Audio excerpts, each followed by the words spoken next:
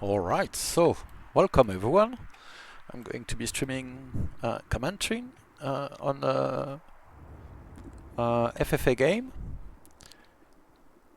Yes. I turned the volume off when I was realizing that actually I had the stream up on another screen, which I need to do to open the I believe chat box. Alcaras picks next, correct? Yes, Okay. and I just did. No, don't. I'm not But rushing here you. we I just are. wanted to make So sure. With a shocking pick. Jams was supposed to pick first, but Purple jumped the gun with Roma, which is appropriate to his name, and a scholar leader to start with. A witty one at that.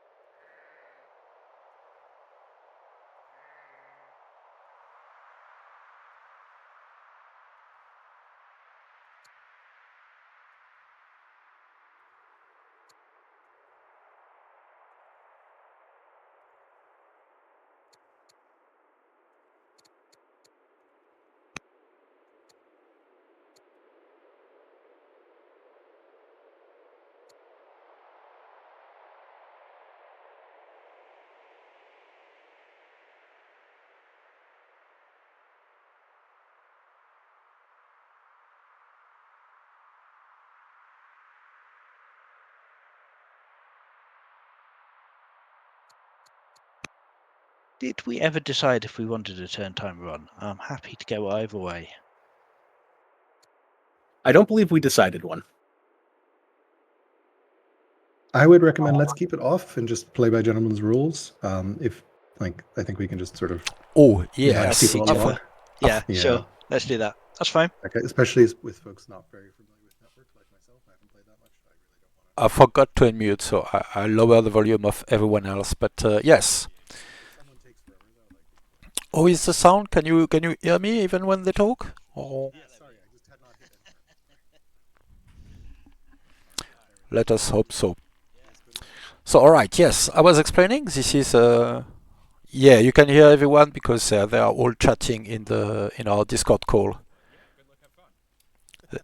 They should come as a global output from. Well, let me see if I can fix that in Discord. 1 second. Yeah, I think I lowered the volume of everyone, so you should barely be hearing the game at the moment. And my voice over it, hopefully. Is it a bit better, Solva? And thank you for joining. I'm afraid that puts you in the stream tester responsibility. Alright, so this is an inland sea map, a small inland sea. Here are the settings, which tends to put 4 players in the corner and 1 on a peninsula in the middle. So depending on the connectivity of that peninsula, that's typically the most impactful setting in this kind of setups. The players have opted for competitive mode. I believe double force march, yes. All DLCs are active. And they are playing on modest prosperity, but with calamities at default. So same level as it would be on the great in the game.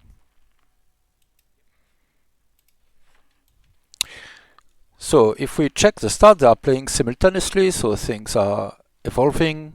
We can hear them prattling in the background. So Jam's first picker picked Babylon, so we tried to order players in order of presumed strength. And so Jams opted for Babylon with a decent start here, harvesting for culture on these resources and a bit of money on the silver. Picked Besieger.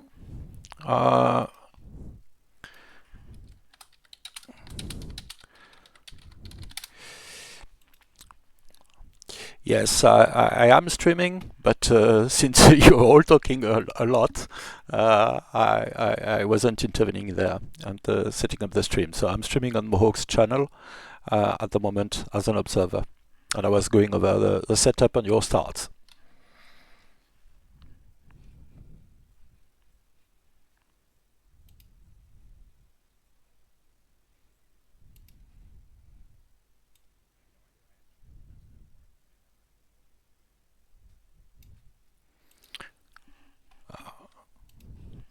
All right, and let's check.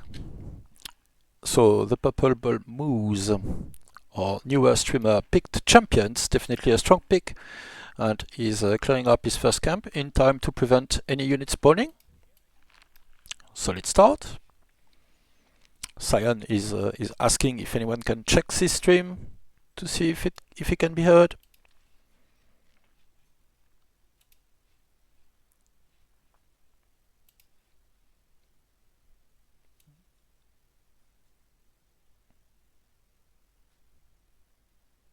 Yeah, and I'm lowering a little bit again the voice of our participants.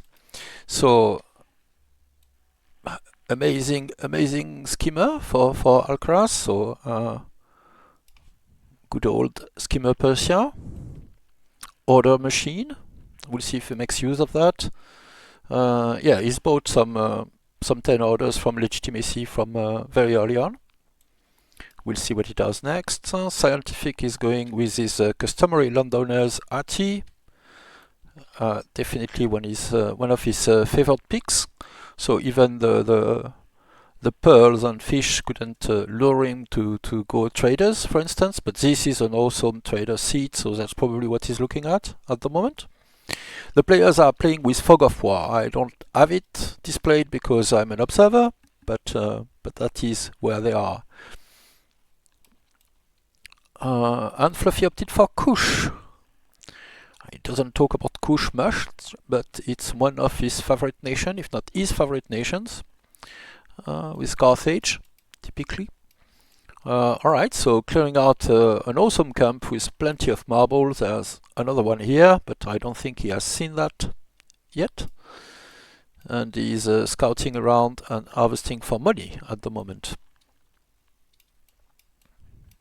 He picked a builder leader, a robust builder leader, no less, who is governor of his landowner capital. Alright, great. I think I'm going to circle through the players little by little. Let's see where Fluffy is going to settle. He's going for this site. Makes sense. We'll grant him access to the marble. I'm not sure what family he is looking at the moment. I would expect possibly artisans, since there's no obvious, well, there aren't resources, but they are really in between the cities, so it's not that clear. Artisans with marble is awesome though, because the marble really help them deal with their usual weakness, which is civics, to be able to get the quick specialists.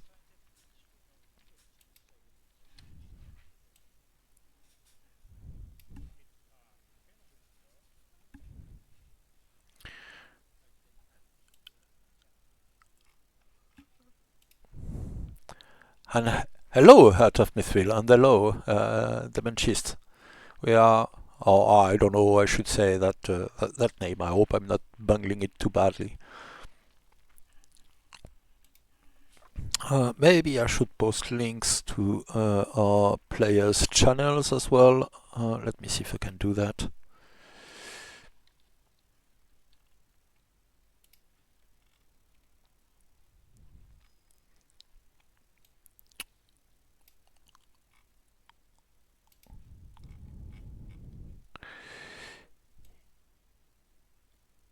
Yes, so here is Fluffybunny. I'll type in chat. Fluffy's point of view.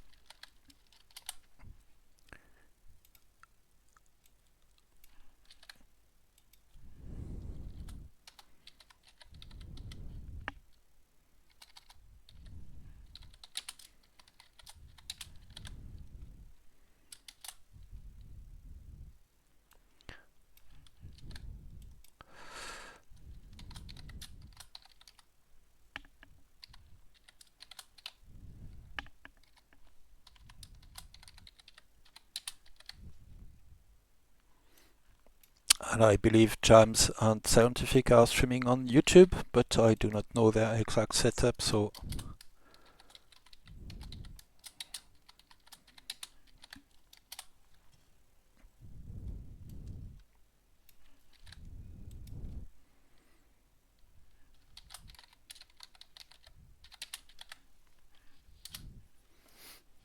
alright. So Babylon has founded their second city. A trader seat for some reason. There's no obvious net resources, but I guess they just didn't want to go double scientific, or didn't want artisans, or were hoping for a nice free tech. What did they get? Well, nothing too exciting, it seems. They have divination and stone cutting on top of their starting tech, so one of the two.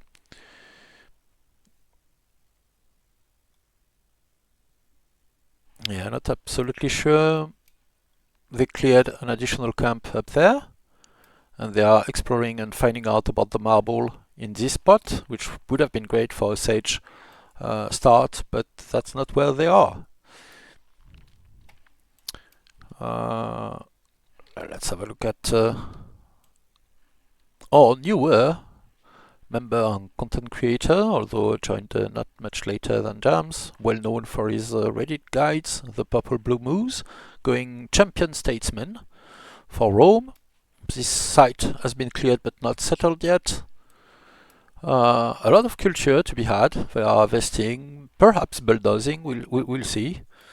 And is clearing out this site, exploring southward mostly.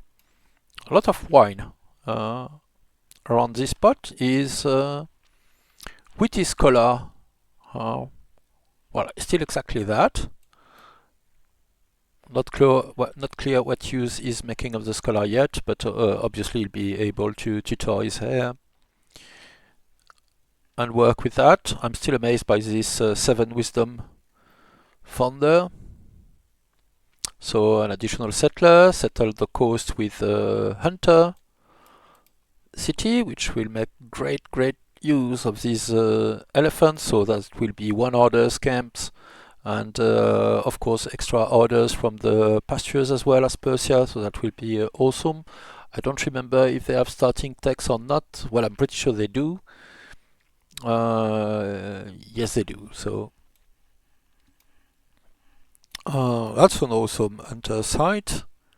We'll see if he prioritizes that over anything else. I think there are not so many other options anyway. Well, there is this one, but he probably wants the marble for his capital, if I know my Alcaras there.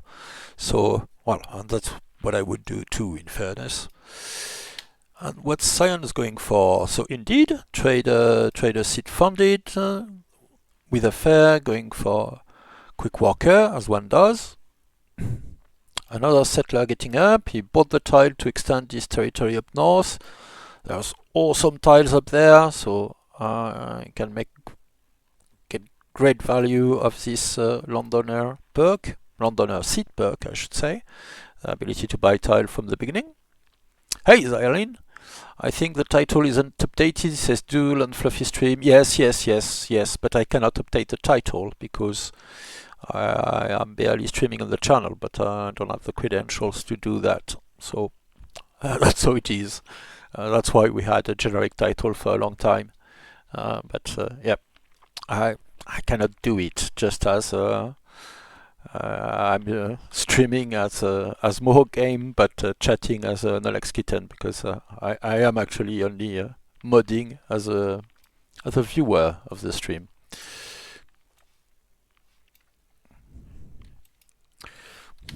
So apologies for that, it's a bit awkward, but I think it's still good content for the channel, so let's go for it.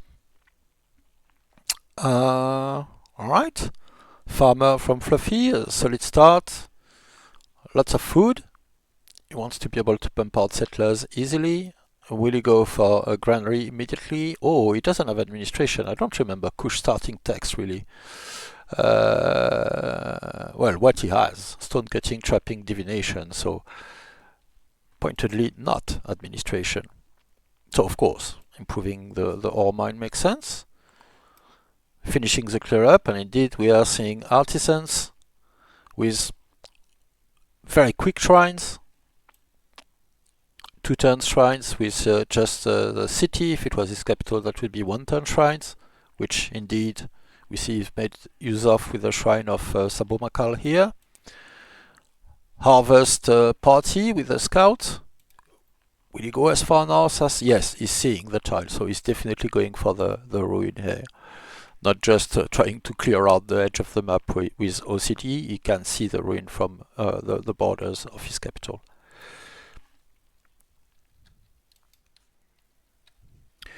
That peninsula start in the middle looked rough for the FFA. Well, it depends. It can mean pretty much everything, and it really depends. It's sometimes a bit random, right?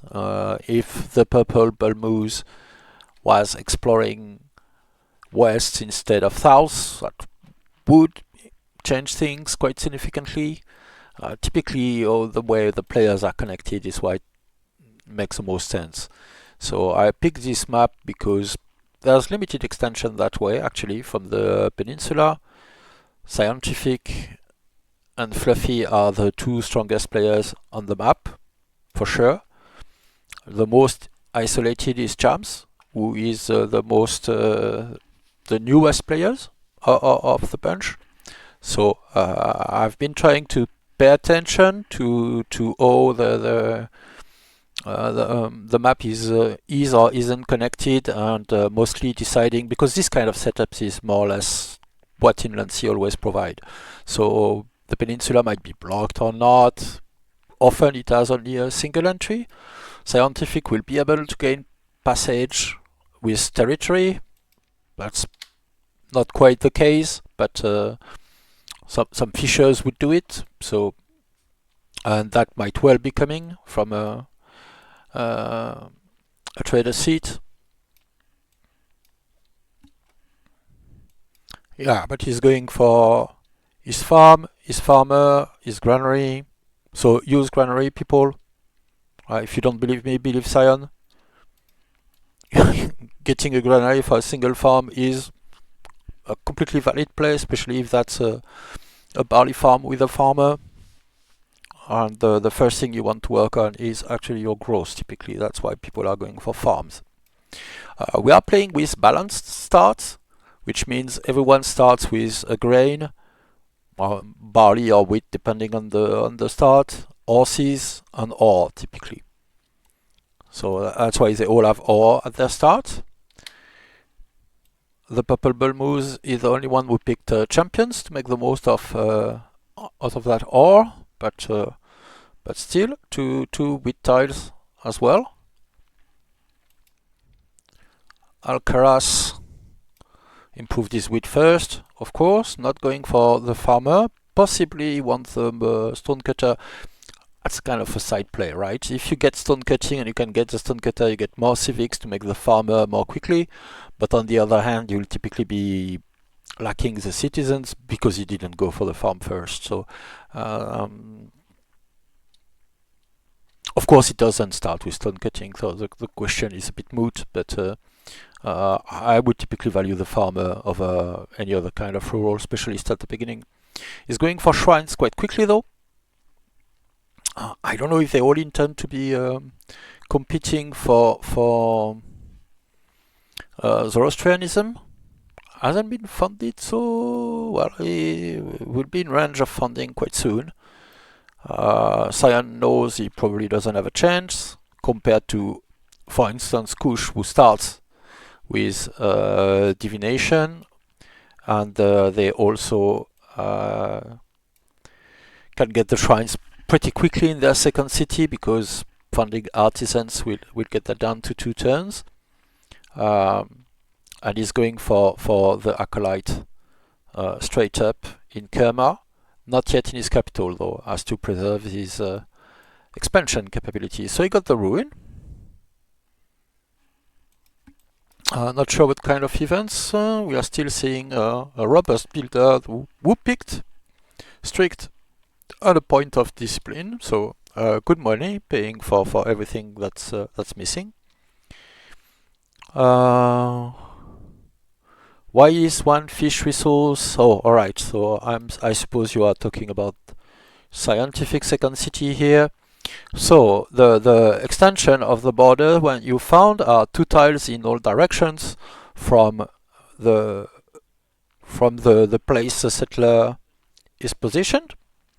So that's why you get all those tiles. 1 tile around the urban tile, so that's how you get all these ones.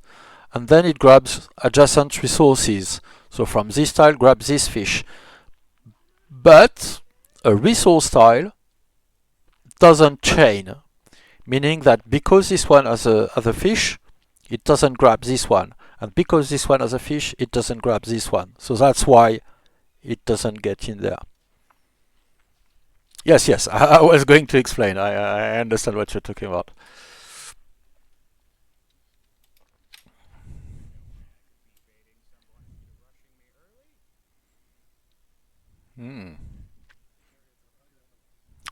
Or some banter.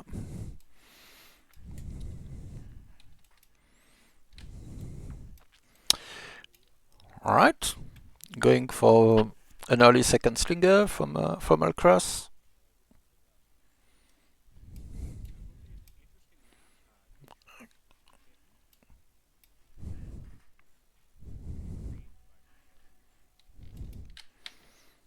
Well, thank you. We'll see if you still think that in a few turns, but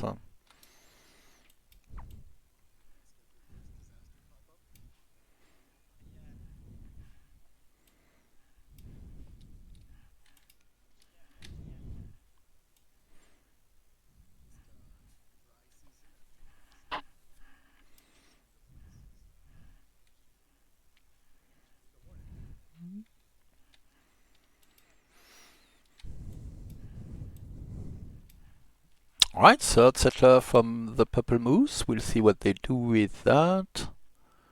Will they go into a second unit? That would feel reasonable, right? At one point you don't really want to do more with your militia than just keeping a site. Okay, settling is a third family as patrons. It's not a great patron site, but patrons are always decent. So that should work okay, and is keeping his kingdom compact for now, and the opportunity to heal is tactician. That means no landowner for this roam. So we'll see what happens with that. And where is Jams going? The ThePurpleBullMoose and Jams on a collision course. Training a militia, so that's probably not going to do much. A settler is coming, presumably to settle up north. And that's a bold builder in Babylon. Getting stone. That's reasonable, but those extra militia means this city isn't growing. It means it will not be able to get many specialists quickly. It doesn't have growth at the moment. Of course, the shopkeeper can remedy that, especially with culture, but there's no culture to be had at the moment. Well, the +1 culture pattern from the unimproved lavender, I suppose, but that's not much to look at. There is a very large difference of skill between our players. Jams is a newer player. The ThePurpleBullMoose is a solid single player I understand. I wrote some guides, but relatively or completely new to the multiplayer arena. Alcaras is a very experienced player, but who is returning to the game, likely. more than anything else. Siontific is a very experienced single player and very competent multiplayer player as well, even if he likes to talk it down typically. And Fluffy is a full-on MP monster. I guess we can say, of course, he's a friend and colleague on Mohawk, but he's been playing multiplayer since early access and has a very, very solid grasp, not only on the game, but on the dynamics on those games. On the other hand, FFA games are typically more decided by all players interact together than their exact start and skills. So we'll see how that goes. Going for an Acolyte as well, how good Alcaras is. I guess funding a religion wouldn't hurt, but if he doesn't get it anyway, the culture from the Acolyte would get him closer to developing and being able to fund it just with a special project, since he started clerics and is the only cleric on the map, which is slightly unexpected, but definitely a strong point. It means monasticism is for him and for him alone in the early game, so almost guaranteed funding of Manichaeism on top of anything else.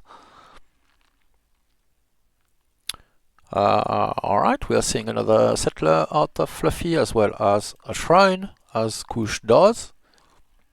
Of course, Kush famously doesn't start with clerics, so there will be effort required to get polytheism and be able to make better use of their boosted shrines. Kush gets plus 50% output out of shrines and special improvement on aristocracy, which he is going for, of course. So divination starting with, then aristocracy, and then we'll see when he decides to pull the trigger for monasticism, which would be expensive and long to get at the moment, but opens up polytheism and the capability to build shrines everywhere. But aristocracy will grant him access to Kushite pyramids, bonus legitimacy, which is awesome, adjacency bonus for his shrines, and of course centralization, which is always a goal. Are you betting with odds? I don't know. See what you want to bet for if you want to bet. I have no idea who is going to win. If I'm being fair, there's... Well, Fluffy is strong, people know he's strong, and he's a dev as well, so typically that puts a target on your back. So you will have to... you will probably face some form of coalition. Well, Siontific will probably have a target on his back as well, because he's a very strong and very visible player, but don't underestimate those effects. People that are better known in the community and all flavors of that, streamers, prominent discorders, that tends to come with a bit of as a bit of an objective for quite a few people, so they will probably see a bit more opposition than they would otherwise. We'll see how that goes. So Sion is going north, maybe one of the first encounters coming soon, although Sion is a skimmer, so his scout is invisible, and the ThePurpleBullMoose ones is standing on forest, so invisible too, but they might be meeting one another relatively soon. So how is it going in Rome? Hamlets, okay. So of course Rome starts with polis, so they can do that from the beginning. I'm not sure I'm entirely convinced by this hamlet positioning, but it will bring the lake and the lavender in his city's perimeter, and from there maybe a second hamlet when he gets to developing, or shrines will enable him to urbanize along the lake coast. Slow settler. There's not, well, only his capital has very strong growth. which is a bit unfortunate because he would like to be making units, I assume, out of his capital. That's why you pick a champion capital early on. But he wants to settle this site and probably has views here as well. But with one unit, it will be difficult to make good progress in clearing out the map. All right, so Jams is making his militia work. So with his starting units and the militia is produced, he's clearing out another barbarian site here. The Numidians are slowly accruing troops.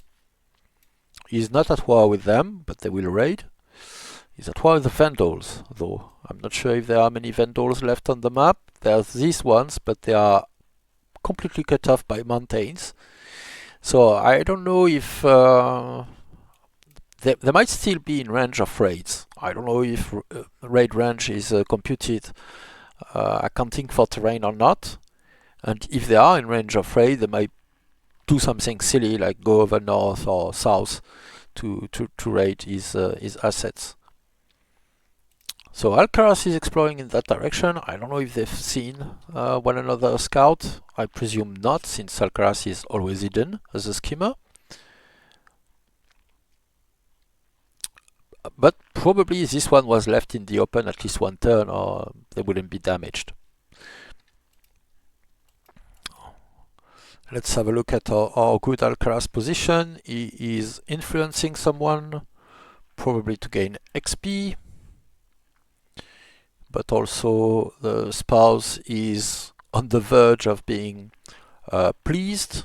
And with 7 charisma, that's awesome. That's also the ambassador, so that will be a great bonus to family opinion. And if you are a bit confused by that, in multiplayer, the ambassador main effect is not on other players' opinions, but on your own family opinions.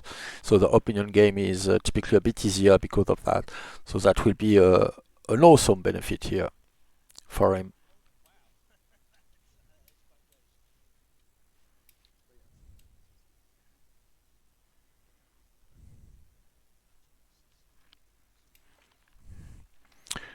So Alcaraz is presumably declaring war on whoever is meeting, because he's playing a skimmer, and skimmer gets +1 order per war.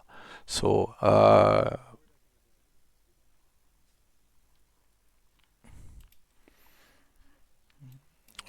that's skimmer talk right there.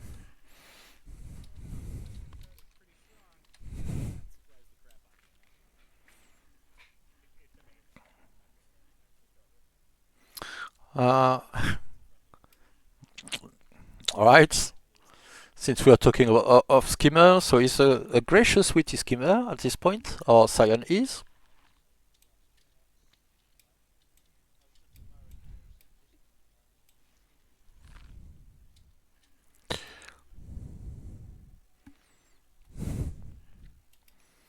And Fluffy is... Alright, so that's a solid hunter seat. I would probably have doubled down on either a second landowner or a second artisan city myself, but why not?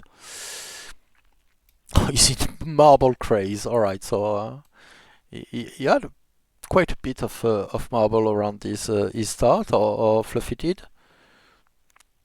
I'm not sure if he will get maximum value out of that. We'll have to see. Acolyte got, so I assume the Austrianism will be funded next turn by our good Fluffy, and that might pop in Semna, since it doesn't have a religion. We'll have to see.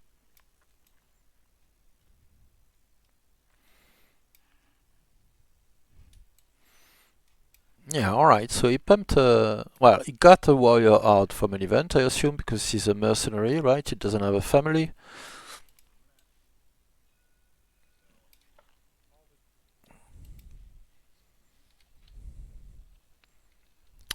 Yes, they are at war, that's what they were bantering about.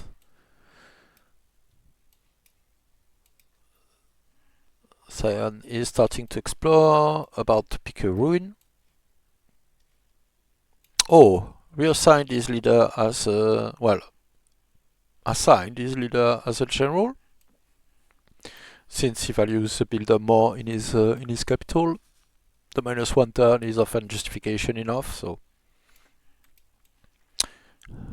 2 landowner, 2 trader city at the moment.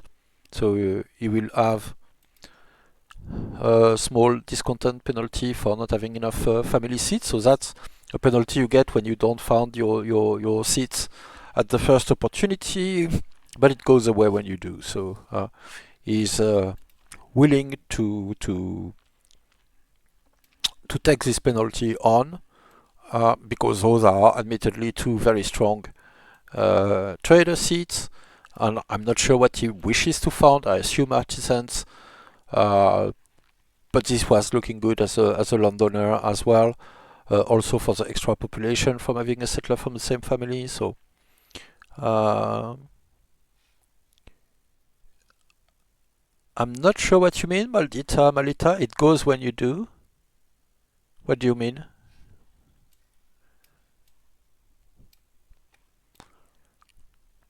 Alright, I'm perfectly willing to answer your question, but I'm not sure I understand it. So if you can precise it a bit.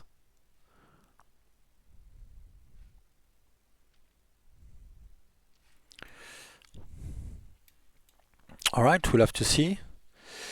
The malus for not funding the city seat in order. Yes, it goes, yes. Yes, when you found your third family, you will not have the bonus, the malus anymore. I'll show it on screen when that happens. I think Sion is the only one who went for doubling down on families already founded. So, but that's definitely a thing to be done, right? That's all I was saying. I would either have funded landowner to get those Stonecutter double quick here, or have funded artisans. And because I'm a very greedy player, I would actually probably have both tiles to get the marble in my capital to start with, since this is a landowner capital and can buy tile.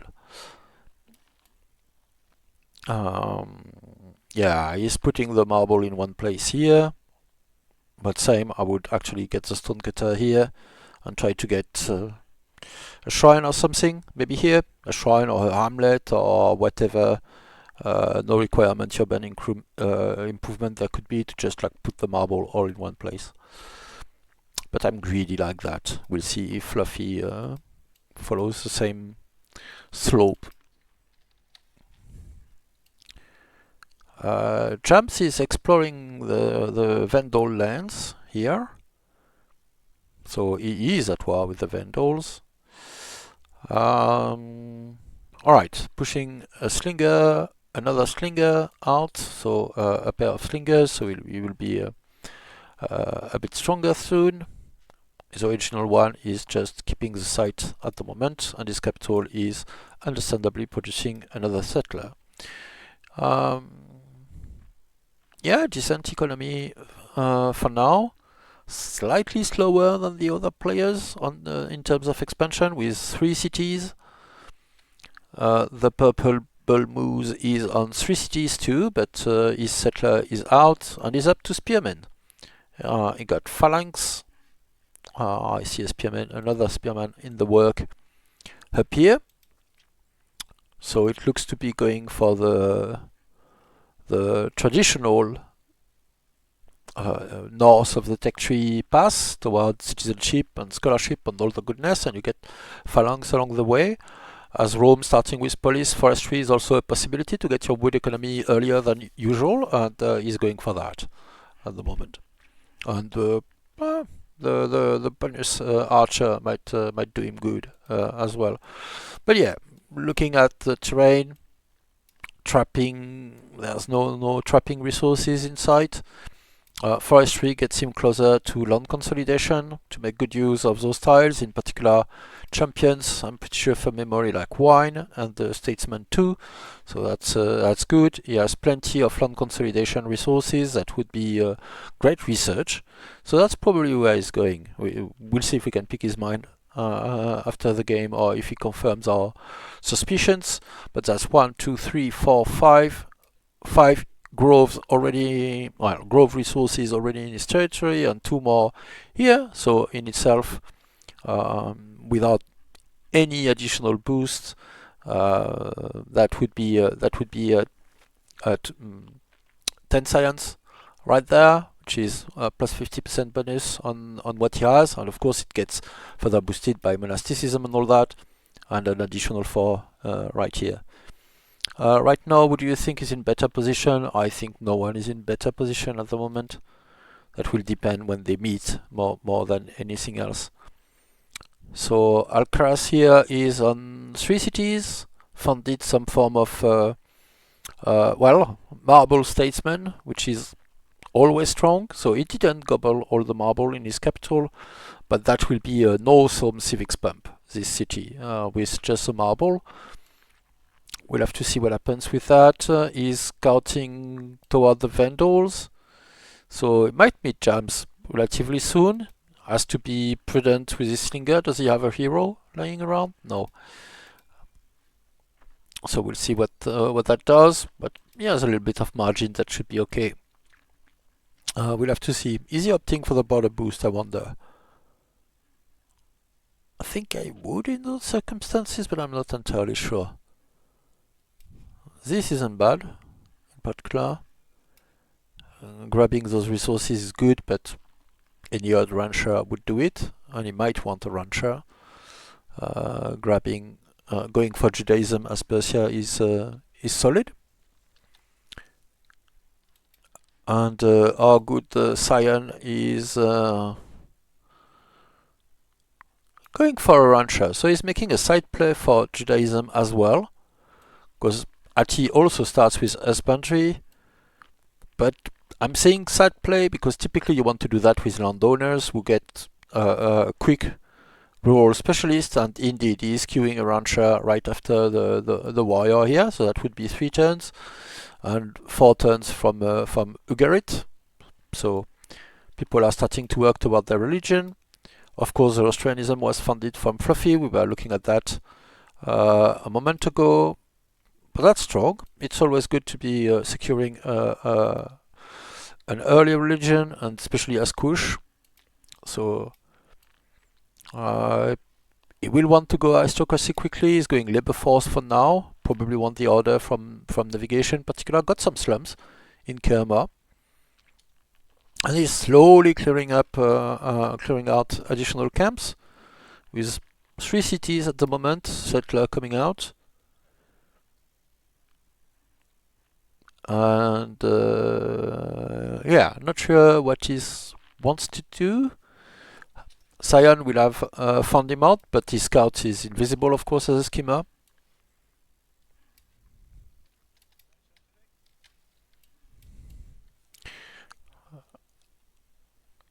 Maybe he's wondering about declaring war on Fluffy, which would get him additional orders, but also tell Fluffy, I found you, so.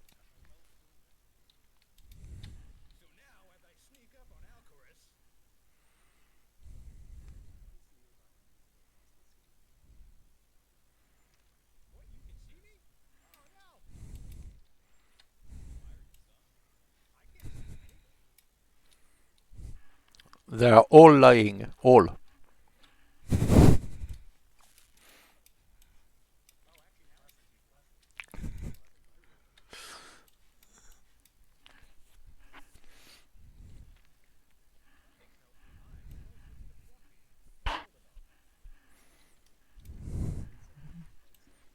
All right, do you hear them banter?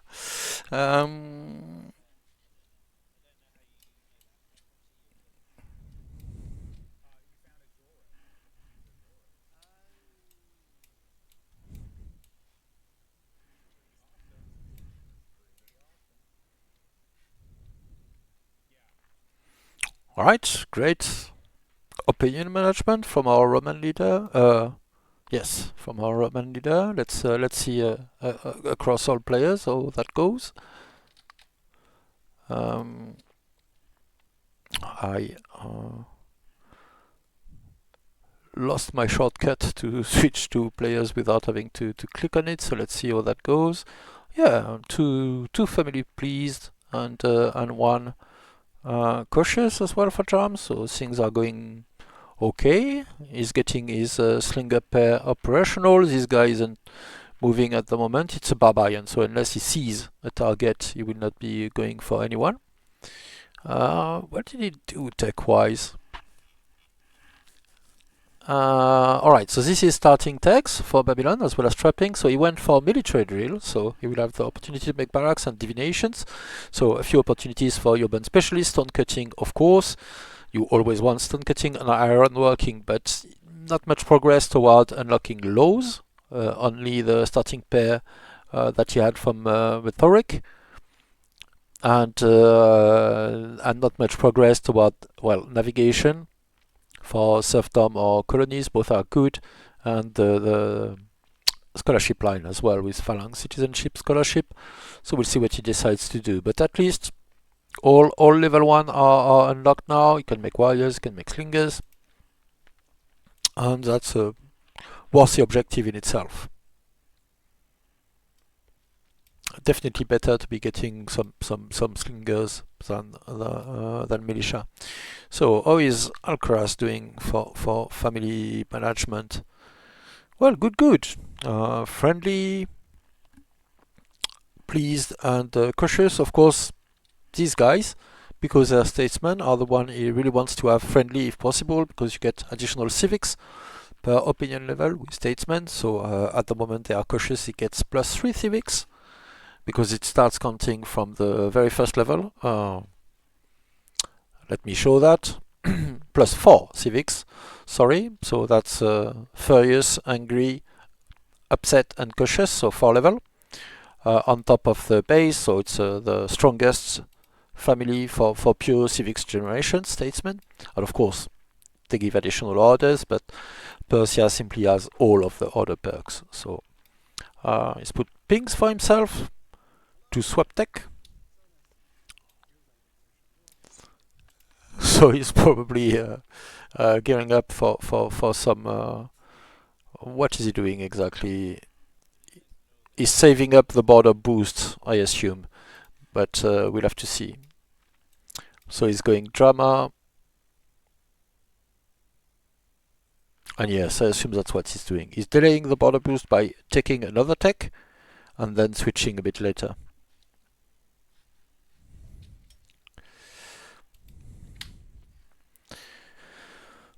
Oh, good Sion is still on his plan to found Judaism if possible. He is now synced up between the rancher coming out of Atusa and the one coming out of Ugarit. Good on him. Farm, so is Alcaras doing something solid for a Judaism plan? Not really at the moment.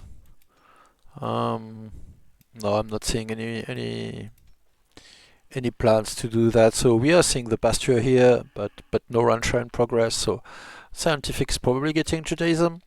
To be fair, it's pretty hard to beat a nation with landowners. So half-time rural specialists and starting with husbandry as well.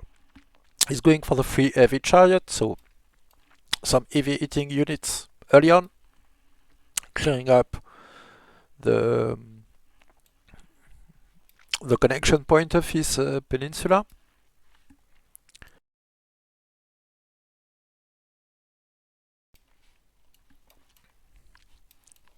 And yes, he's grabbing intelligence from Fluffy's start. Fluffy is moving south, going to found this other spot. That's a lot of marble in Fluffy land. I didn't quite realize that when picking them up.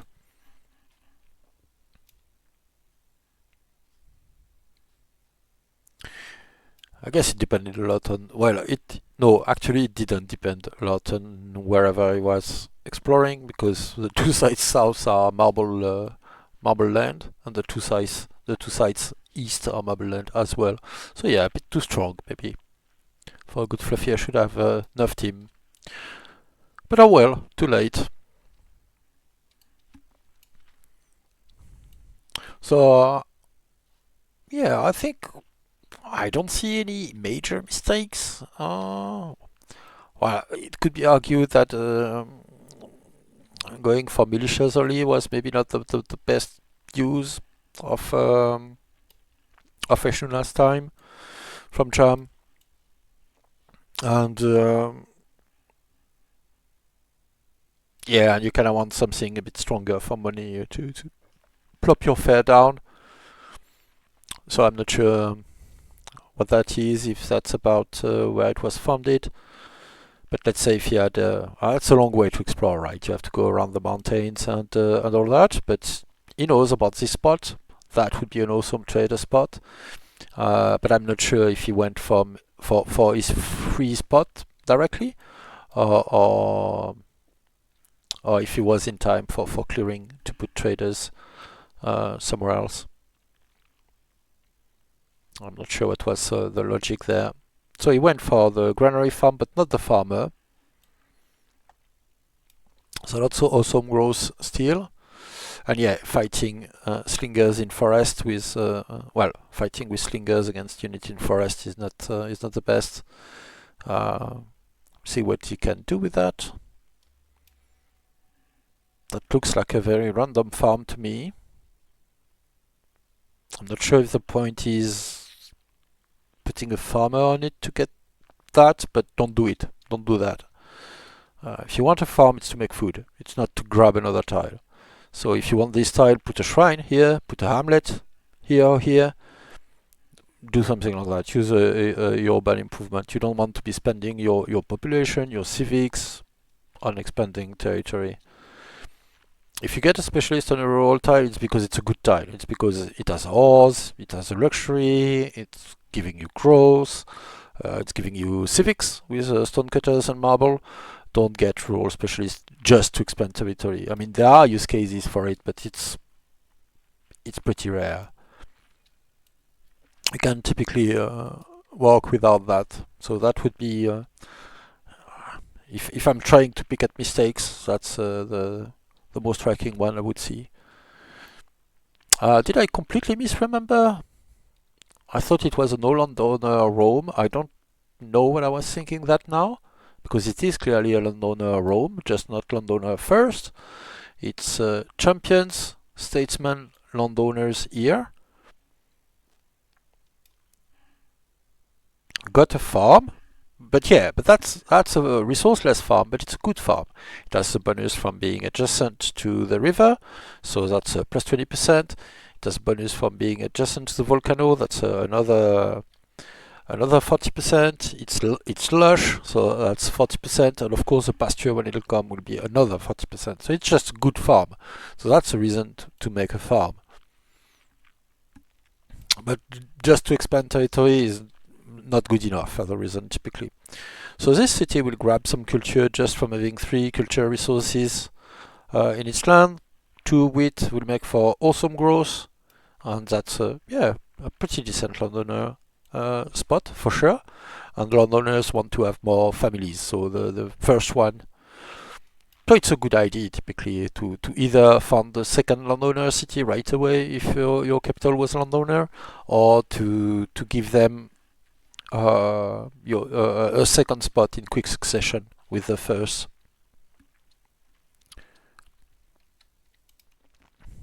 Let's see if things are if and how things are progressing.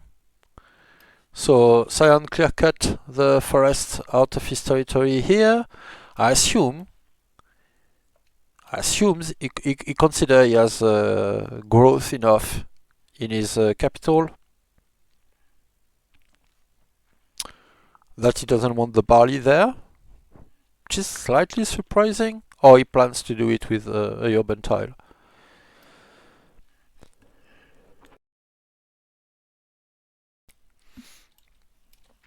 So he's getting out, getting ready to settle this spot. Of course, the 3 barley in same city, which is probably yet again a landowner city, if I know my Sion. And he's having a good look at what Kush is doing. And Kush is in Stone Paradise, so I expect a wonder quite soon from Fluffy. There's not that great a choice of weak wonders, but he's developing now. And he could grab the Lighthouse, the Royal Library. Well, the Royal Library is probably useless. In an FFA, you want people to be at peace with, and that's not going to happen, presumably. The Lighthouse, Ishtar Gate, the Necropolis. The Lighthouse is always strong, but he's the only player without a coast. Oh, it's raining everywhere, so there's a hurricane happening, I don't know where. An ambition to control quarries is just what he wants, so fantastic. Oh, tiny hands. Child labor, probably in Kush territory.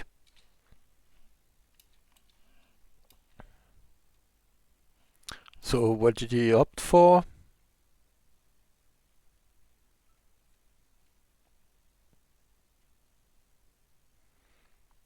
Yeah, feeling on the wind. The state religion was established with Cartier. Good, good.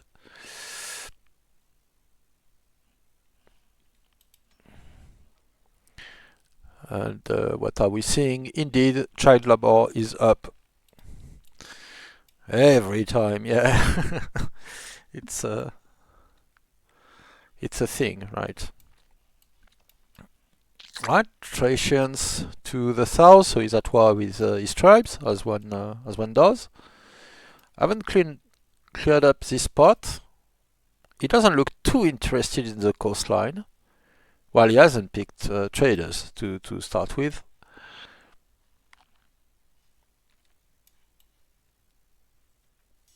No real hunter spots, so he picked dry hunters without game or elephants or camels or anything. But of course, when you get plenty of stone, that doesn't matter much. Plenty of marble in particular. Cash pyramids are getting built, as well as maybe one last shrine. 2 acolytes here. 1 acolytes here. So yeah, he's getting his culture out of those. Yeah, Sion is hit by the hurricane as well. And probably Persia too, right? Yes. Yeah, the coastline is hit. Already planning for his lumber mills, for his water mills. So high ambitions.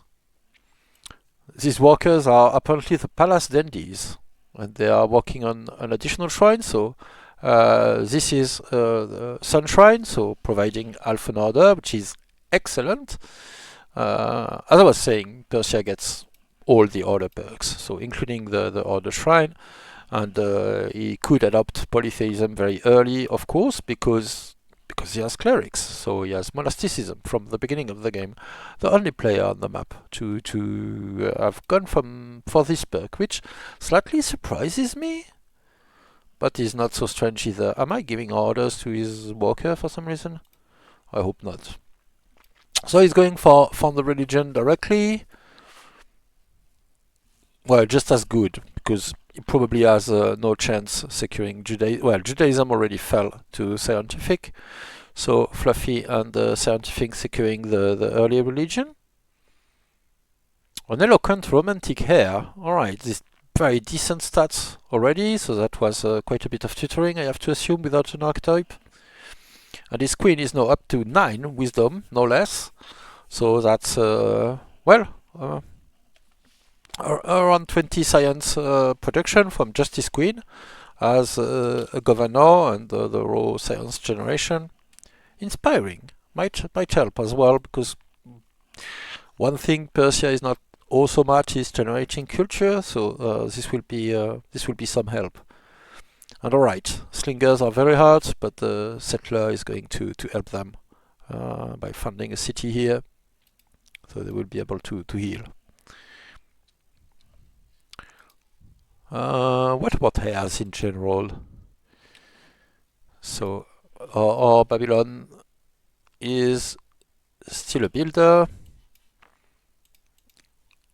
and the Prince Heriba is very decent stats as well. So he decided to make him disappointed to get Frugal, which is often a good play. Frugal is a very strong trait. So, but we'll see what archetype he gets out of that. A Frugal Zealot is, well, not as compelling as a Frugal Builder, let's say. So it will depend what archetypes he gets to choose from when young Heriba comes of age. Two slingers up north, so he's in decent position to make more progress. He's going for a hunt for food. Well, that's the only reason you go for hunt. At least, maybe you want the one growth per year, but it's not looking great. Yeah, so I'm not sure what that farm is about. I assume it's to grab this, but just get a shrine. Any shrine, right? So, let's say this one. I don't know if you want to pile it up in your capital or something, but just get a shrine. It will get you all this territory. You'll put your audience adjacent. It's a city seat. It will benefit from the culture. You'll be able to rush from there. No. Right. So that's my feedback. Don't make random farms for no reason. Right. Somewhat thematically, his wife is a diplomat. Somewhat thematically, because the wife of Nebuchadnezzar, the default leader of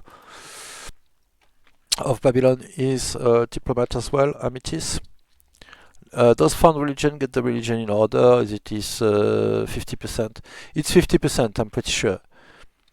And if he's lucky, he's getting Christianity, because then he will found Manichaeism automatically, more or less, and he will be monopolizing two other religions. If he gets Manichaeism directly, he doesn't get an advantage in founded Christianity.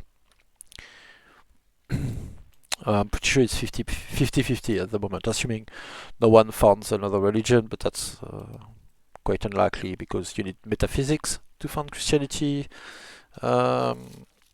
naturally, and I don't expect anyone will have Christianity in time. So indeed, the ThePurpleBullMoose is going for land consolidation.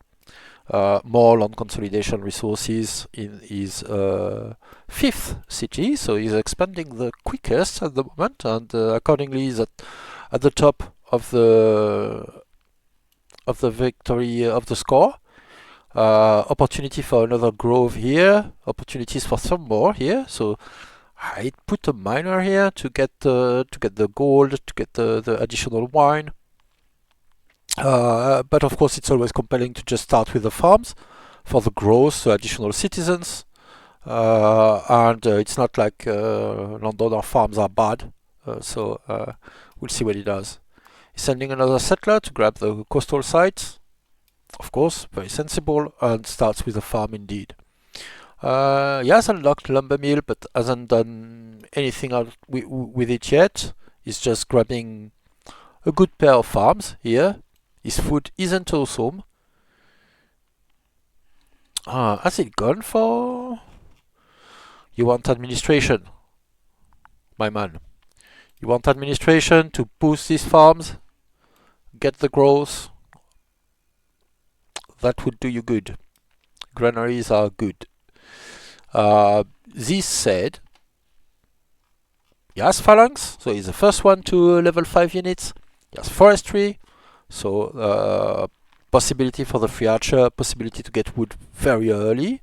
So that's the, well, little seen these days, but very relevant potential archer rush with Rome, just because you start close to forestry.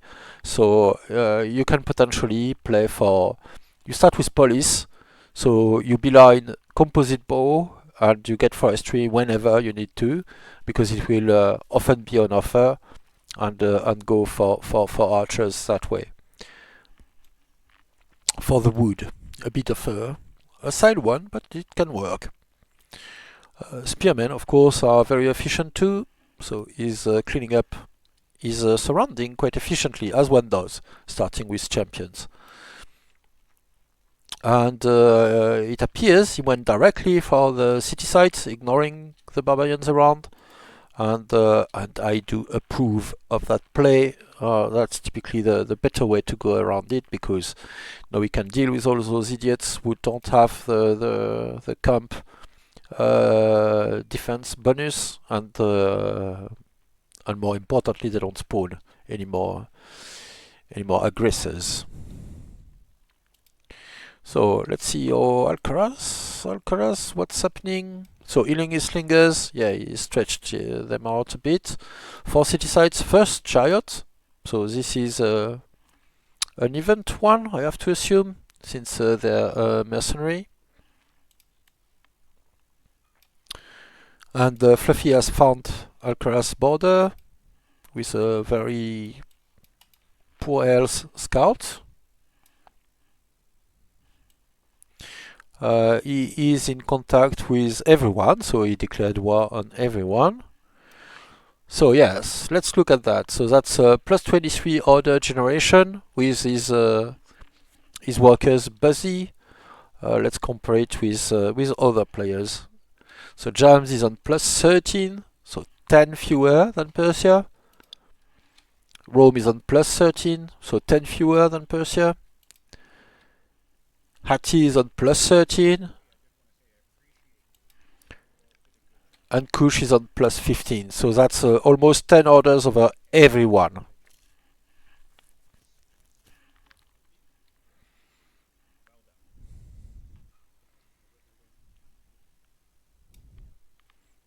Ah, it's Persia.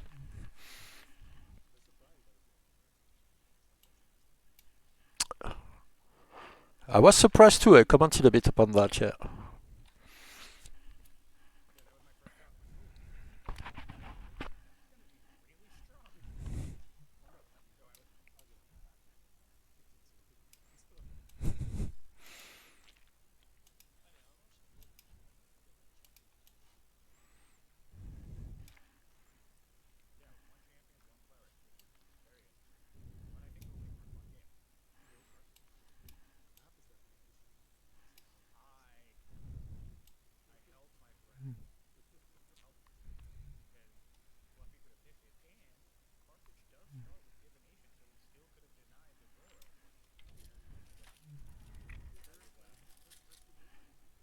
So I don't know how well you're hearing them discuss and banter at the moment, but yes, Carthage wasn't picked, which is often considered a very strong pick, and especially if you go, let's say, sorry, I apologize for that. Carthage starts with divination. There are only a few nations who do that. Kush is another one. They also have access to artisans, and if you go with a builder leader, it means on turn 1 you can found artisans, put your leader as a governor, and start a shrine that will get completed in 1 turn. So essentially no one can grab Zoroastrianism from Carthage. Or you found another city first, you get free civics as well from funding cities as Carthage, and your second city will be artisans. Get the second shrine in 2 turns, sync up with the first one in the first city, and you pretty much have a lock on Zoroastrianism that way. A bit like a decided Hatti player pretty much has a lock on Judaism.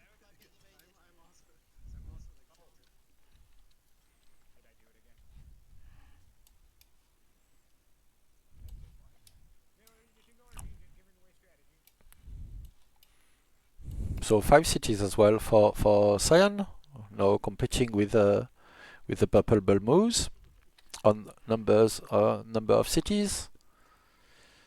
But the ThePurpleBullMoose gets ahead again by funding his 6th city. Where is Fluffy? Hanging 1, 2, 3, 4 only. But this one was just cleared, and he's gearing up to clear that one too. There's a settler in production in Meroe.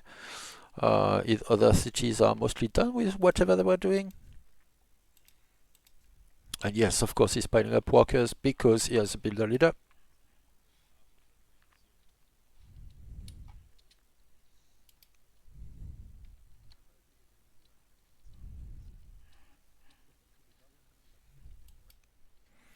How Jam's doing in the exclusive mountain region? All right, let's see. Let's have a look at our good Jams.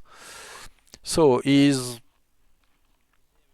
alpha suddenly. All right. So okay, what he's doing is fighting two sides at the same time.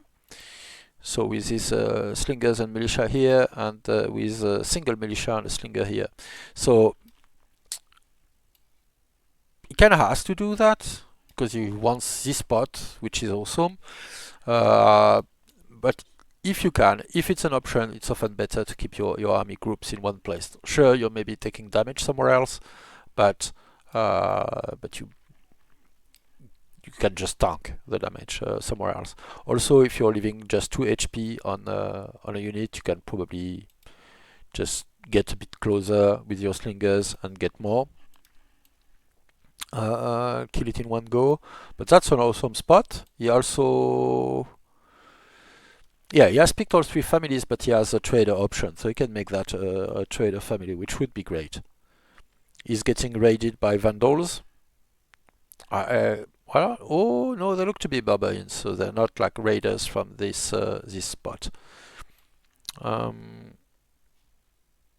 Yeah, so Jams is not doing too bad.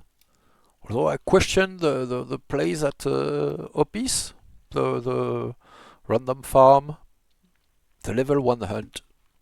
I don't get that either, I have to admit. I mean, get a warrior, a slinger maybe, something. Yeah, so he's facing a bit more there now.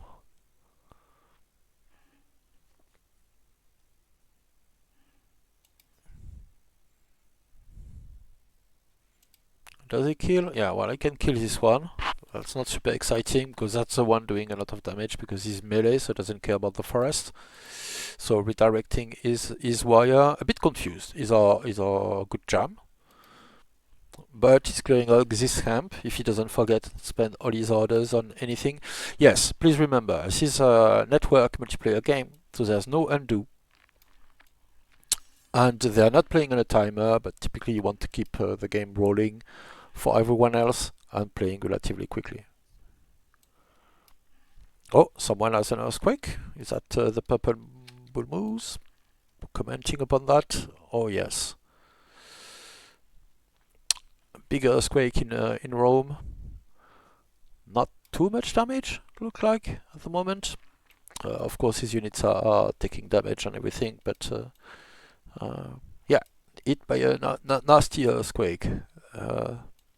Our Roman friend is, and he's fighting the Gauls, thematically enough, and a little bit of Numidians as well. Whereas Hati is well hanging around, going for this spot and clearing up the one close to Fluffy. He has a good read on where Fluffy units are, with his scout hanging on the forest here. So we might be seeing some combat quite soon. We have a heavy chariot on the map already, and has Fluffy been carried away with build-up play because of all this marble? We'll have to see. But Walker, Stonecutter, Settler, he doesn't look overly worried. He has a warrior here, but how close or far is he of the good stuff? Oh, he's going for phalanx. So that's the first part of it. So in 4 turns he will have what he needs to deal with this chariot there. But yeah, if they are competing for this site, and well, Sion is definitely going that way. We'll have to see what happens. Does Fluffy see this damaged warrior? No, he does not. Not quite. And Alcaras is expanding mostly toward the east at the moment. His units are almost healed now. His science is still quite good with his 9 wisdom leader. Swiss-Slinger, a chariot, all with generals. Well, almost all with generals.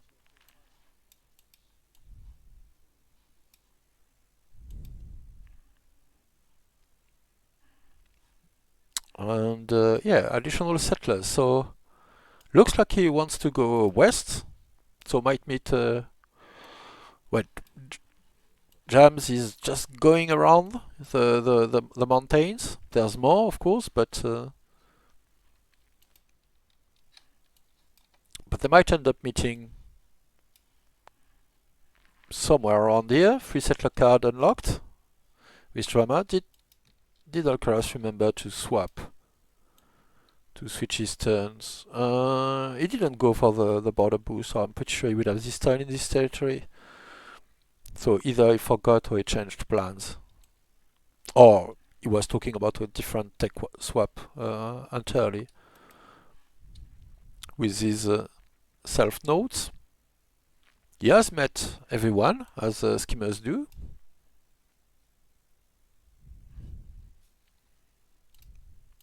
Let's check. So that's interesting that the ThePurpleBullMoose went for a scholar. Typically when you want to go scholar, you pair it with the Sage Nations, because you get the +2 science from archives, and Sage families, city get archives for free, so that's a lot of extra research. But going at it with Rome is more, let's say, of a balanced approach, rather than like doubling down on specific synergy, trying to edge his bet by getting early wisdom to do what he needs. Not an awesome leader, but okay, I'm sorry, it is an awesome leader. I didn't realize, I was just looking at the attributes, but eloquent and warlike on a 5 wisdom scholar is definitely a great leader, no doubt. This is awesome. Yeah, schemers are good because of the wisdom, but this is competitive mode. So you have to remember that, let's look at Alcaras schemer, for instance. So in competitive mode, the attributes effect scales linearly. So he's getting 16 wisdom. That's already awesome, but it doesn't scale anywhere near as much as without competitive mode. So the wisdom is good. It's also very good as a multiplier, which also scales linearly now. And of course, 10 is still a big number, even without scaling quadratically or as it does without competitive mode. So that's still awesome. But without competitive mode, this character would be generating not about 20, a bit over 20 science. It would be 50 to 70 more likely. So it would single-handedly overpower all of our effects. So that's a big effect of competitive mode. People tend to focus on the events that are potentially deactivated in competitive mode, but I would say that's not the most impactful change from competitive mode. It's about the character effects in general, and especially their attributes. So the wisdom is still good. Don't get me wrong. Getting 20 research out of your leader is pretty good, and here it's more like 22, 16 plus 6. Because he's as a governor, and of course it would be more if he had plenty of specialists and all that. But it doesn't like change the game completely. If we look at, let's say, this leader, so Jams, or less experienced player with no wisdom, is generating 27 research a turn. So yeah, thank you, Thalva, for the computation. But this leader without wisdom still has an empire that's generating a good 75% of what Persia is spawning at the moment. So it's not as crazy a number. But if you put a scholar leader, and one of the perks of scholars is the additional 2 research per archive, and you have sage families. So let's look at Babylon, for instance, look at what sages do. Sages give you an archive level 1 in all your sage cities. So if you found 3 sage cities, that's 3 extra research from the archive. That's just being a sage. But if you have a scholar on top, that's plus 6 on top of that. So that's quite a bit. It scales up with your number of cities as well. So it's definitely a strong bonus. Oh, and he's aiming for the Ishtar Gate. Okay, he routed a little bit more forces with his warrior in the south. Yeah, I think he's getting stressed out by the well, there's no timer, so not really. Let's see if things are heating up north. Not quite. Sion went away with his 3-man chariot, but they will be staring at one another for some time here, I have to assume. So Sion is on 6 cities. So settled his entire peninsula. Finally opted for riders once he grabbed the 2 barley tiles for his capital. In this spot, he will be able to get the additional resources he wishes for. Finding out about Rome, clearing out Numidians. So Sion will soon be done with extension. He can get this city site, this one if he can grab it before Rome. But that's it. After that, you will have to expand this way, which will take a little bit of effort from Tarsa. Or try to go overseas somewhere else. There's potential for that, but we're not there yet.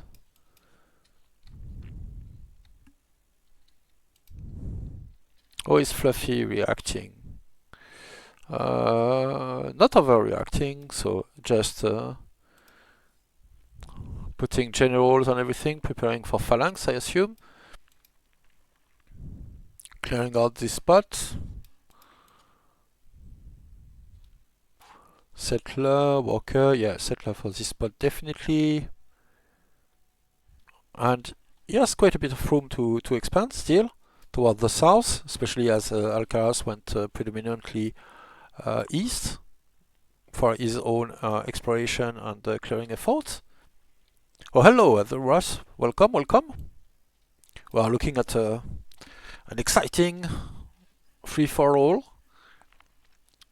between Jams, ThePurpleBullMoose, Alcaras, Siontific and Fluffy. So quite a few big names from the community and content creators for the game. So yes, Alcaras is decidedly going east. He's going to get raided by the Numidians here.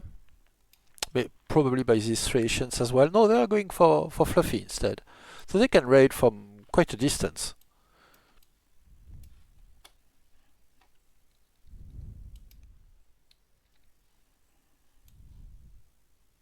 Yeah, Fluffy just found Alcaraz and left his scout to sleep around.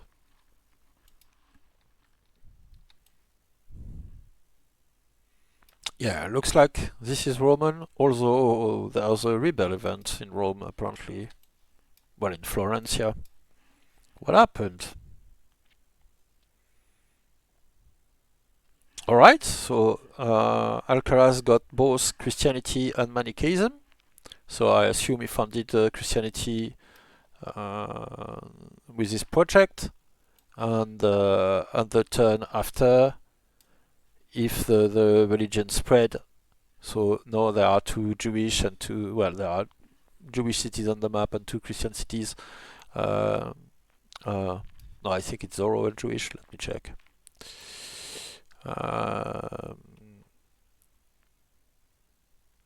Well, the funding conditions are not displayed anymore, but yes, essentially, since the tech requirement is typically the big thing, and that's monasticism, funding clerics. He got it automatically on top. So he is hogging 2 of the world religions with that play. Rome is calmly conquering the Gauls. Got this site as well. That goes very well with his land consolidation play, so I wish him all the success he probably hopes for with that. That's a lot of rebels though. That's going to be a pain. That's going to hurt his worker as well with the peers.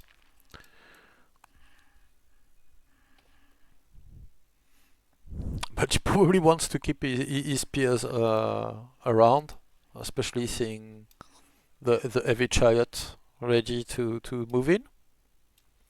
I don't know how Rome got that triple rebel. I assume an event. But I don't know which one.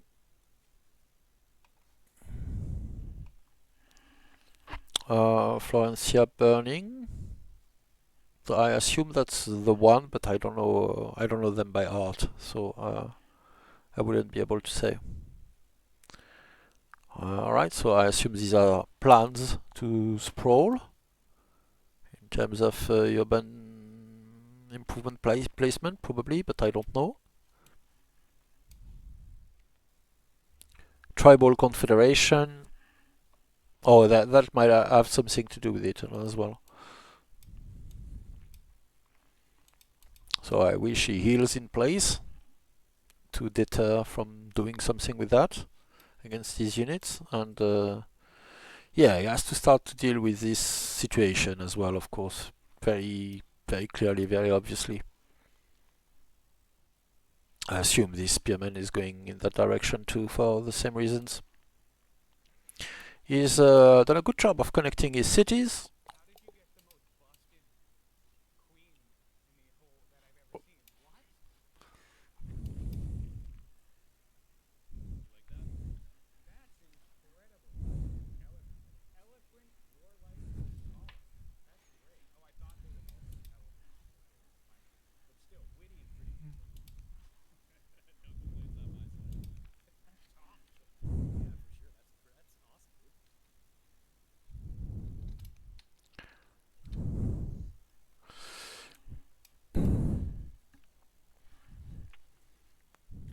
Alright, so players are picking up on the luck of the draw as well for archetypes and all of that. So yes, he's healing, he's fortifying, he knows what he's doing. Very good. Alright, I will need to hydrate a little bit, and for that I'm going to mute myself for 2 minutes. So please bear with me. I will because I'm not ready to hydrate, so I have to go and grab something to drink. So I will let you with a view of Rome's beautiful expansion, so that you can at least monitor the rebel situation, what's happening with this city spot. I really hope he repairs, because the city looks fragile at the moment. And I'll be back in a minute or 3.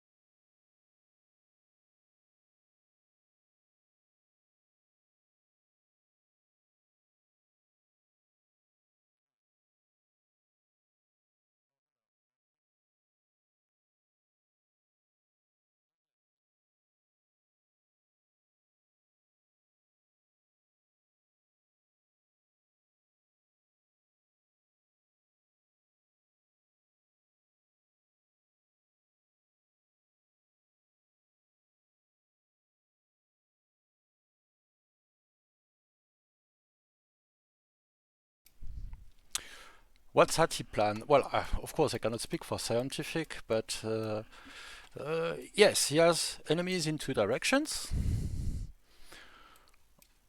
But it doesn't follow that he will immediately have pressure from both directions. I do not know. But that's sort of the point. That's part of the choice I made when creating the map. Since there's always a bit of a peninsula with 5 players and a small inland sea, I wanted to make sure it was one of the strongest players, so either Siontific or Fluffy. And they are effectively the 2 first players who got to have adjacent cities. So that didn't work too poorly.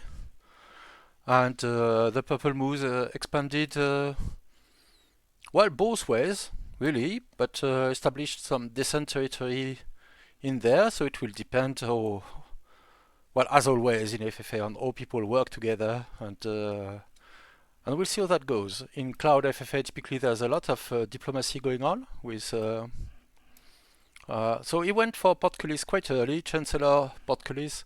So let's check his take route. So he's playing a very rushy game. He's playing it like a 2P duel. So grabbing the body cards very early, opening up chariots very early, opening up Portcullis for potentially the free onager and the free maceman as well, going navigation. So very short term. He skipped aristocracy entirely. To be fair, there's something to be said for that if you can generate science without it. Because it will give you the border boost at one point in the game where it will probably be more useful. It got drama, I presume, from an event, since it doesn't have the prerequisite stone cutting. So it's definitely not in the run for early wonders. We have not seen any go down yet. Oh yes, Fluffy is going for, has done, the Necropolis, and Jams is going for the Ishtar Gate, so a few are falling early. But he's going Chariot, Warrior, so not all out military, but not so far from it. And let's see if he picks the Onager or the Maceman. Both choices are very strong.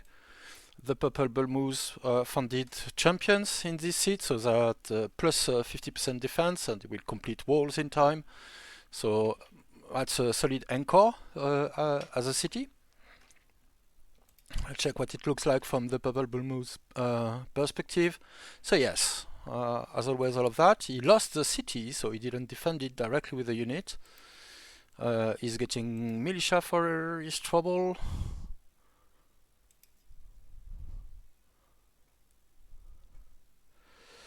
Yeah, maybe not the absolute most efficient. He will be able to regain his city quickly enough. Would probably have been good not to lose it in the first place, but well, so long as he gets his back, that's the most important thing. And if it feels like he's somewhat happy with his expansion, since he's getting walls in these southern cities. Although I dare say he still has room to expand. I don't even know if he's seen Jam yet. It doesn't look like it. These people are indeed raiding Babylon, going around the mountains at the moment, as was speculating might happen a bit earlier. He's getting ready to finally found this spot.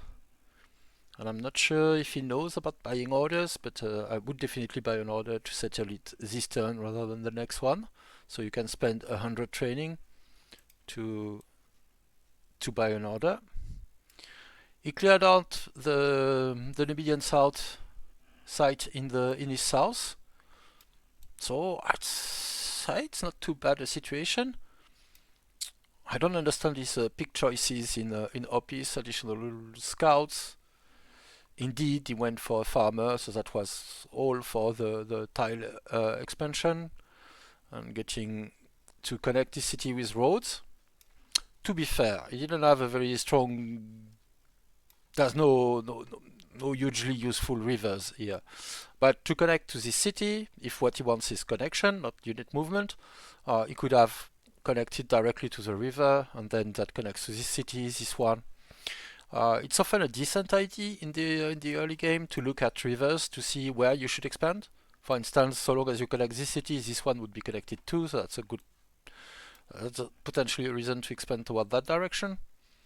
But yeah, the land didn't really favor him with great river network. If we compared with Alcaras, say, so all three sites are very close to this river, so this one is naturally connected with the capital. The capital has access to the sea, so this one being on the sea is connected automatically. This one is not, and we need quite a bit of road actually to either join the coast here or get back to his territory the long way. He grabbed Susa with its 3 wheat tiles, so that's quite a good one, and Ctesiphon was just funded with a damaged settler. But he is quite close to Babylon already. We'll see if he goes for the coastal sites as well. He's seeing Siontific borders across the gap. Also have to deal with some domestic trouble with raiders coming from the media. So he completely expanded east,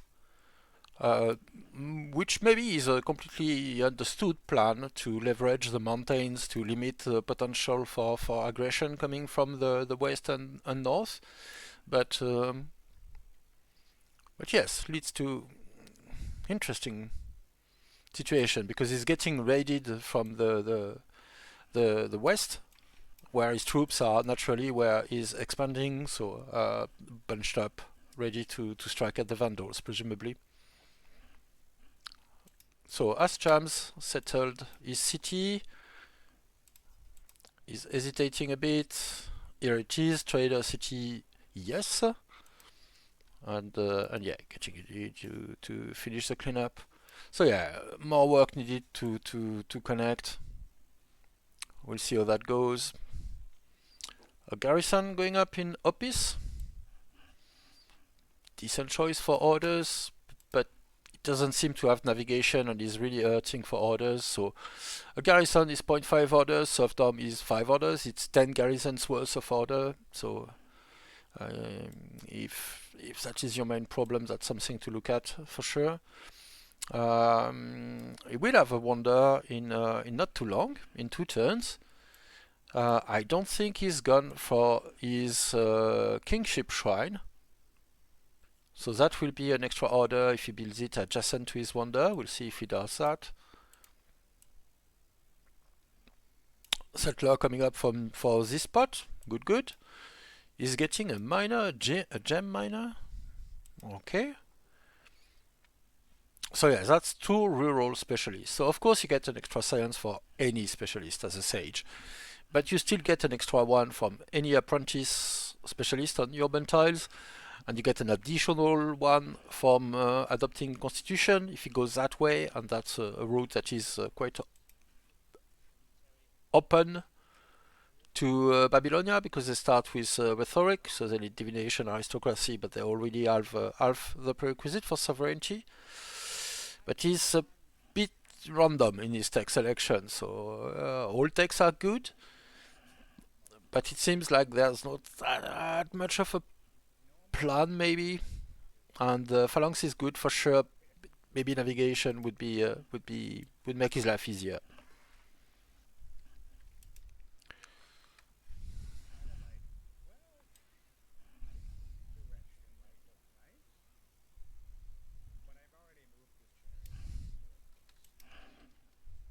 Alright, is there some action starting up? Not quite, but he is threatening Fluffy with his chariot, which is, of course, a fearsome unit. 6 strength and focus 2 this early in the game.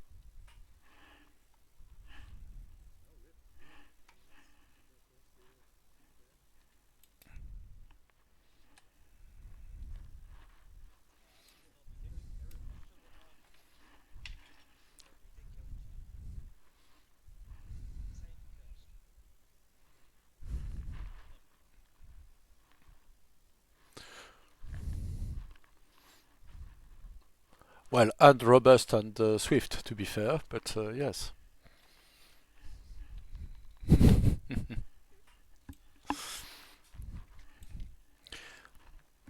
Right, so everyone's looking good at the moment, decent start. Everyone facing the consequences of their own decisions, of course. So Alcaras expanding strictly east is now getting harassed by raiders from the west, or the northwest, I should say. But yeah, in a strong position. Good expansion. That's I think 7 cities for Alcaraz. Six. I'm miscounting a bit. So Rome and Persia. Oh, actually, all ex aequo with Kush as well. Hatti leading the way with 7 cities. So that's a very decent expansion there. And he's making warrior, chariot, warrior, and chariot. So yes, apart from a master poet in Atusa, which I suppose he wants just for the culture, it seems he's gearing up for action. Yes, Sion is out of expansion room, and it's not as obvious for Fluffy, because of course he still has sites that he could capture down south, but in practical terms, if he's seeing heavy chariots on his border, he doesn't have the full freedom to go for these expansions. So I assume it will be a low intensity effort to keep clearing up tribe at best. So he got phalanx now, but hasn't upgraded warriors yet, I think. Both his warriors are here clearing up this camp, so that will come at a later point. Very solid stone economy with all this marble, of course. He doesn't even have any quarry that is not on marble yet, and yet over 100 stone per turn. So very solid there. Oh my, 4 marble there. Did he spawn an additional one with elephant? I'm not even sure. The ThePurpleBullMoose is I don't know, 6 cities, and it seems to be like giving up on expansion at the moment. I'm not sure it's the right play. I would probably go in the other direction. We are starting to see some chat between the ThePurpleBullMoose and Siontific, who would presumably... Oh, right. So it isn't really on 6 cities. He's on 7. But this one is temporarily on loan to anarchists.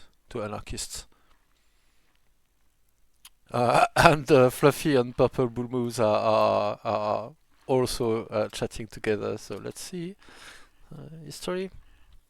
Yeah, we'll see all the diplomacy there evolves. For now, the ThePurpleBullMoose is taking no chances. He's fortifying his second spearman. He has one in the city. This is a champion city for plus 50% defense, and he's getting walls there, and walls as well. So he's hard securing his borders. I would say pushing for a bit more expansion south probably makes sense. I don't know if you've seen Jams yet. I assume he has an ID, but I don't know. I'm not able to see the fog of war from all those perspectives. Was there some... Oh, I'm seeing the chat as it is visible from Jam's perspective, so just a chat to all. But Jams doesn't look like he's expanding north. He's settling this site soon with his settler. He's probably aware that Alcaras is doing stuff in his west.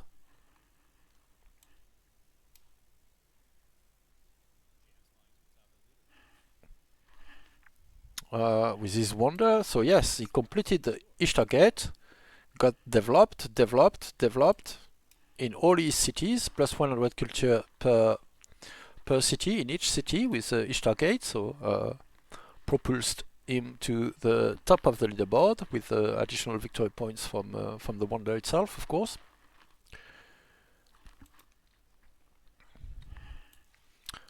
Alcaras is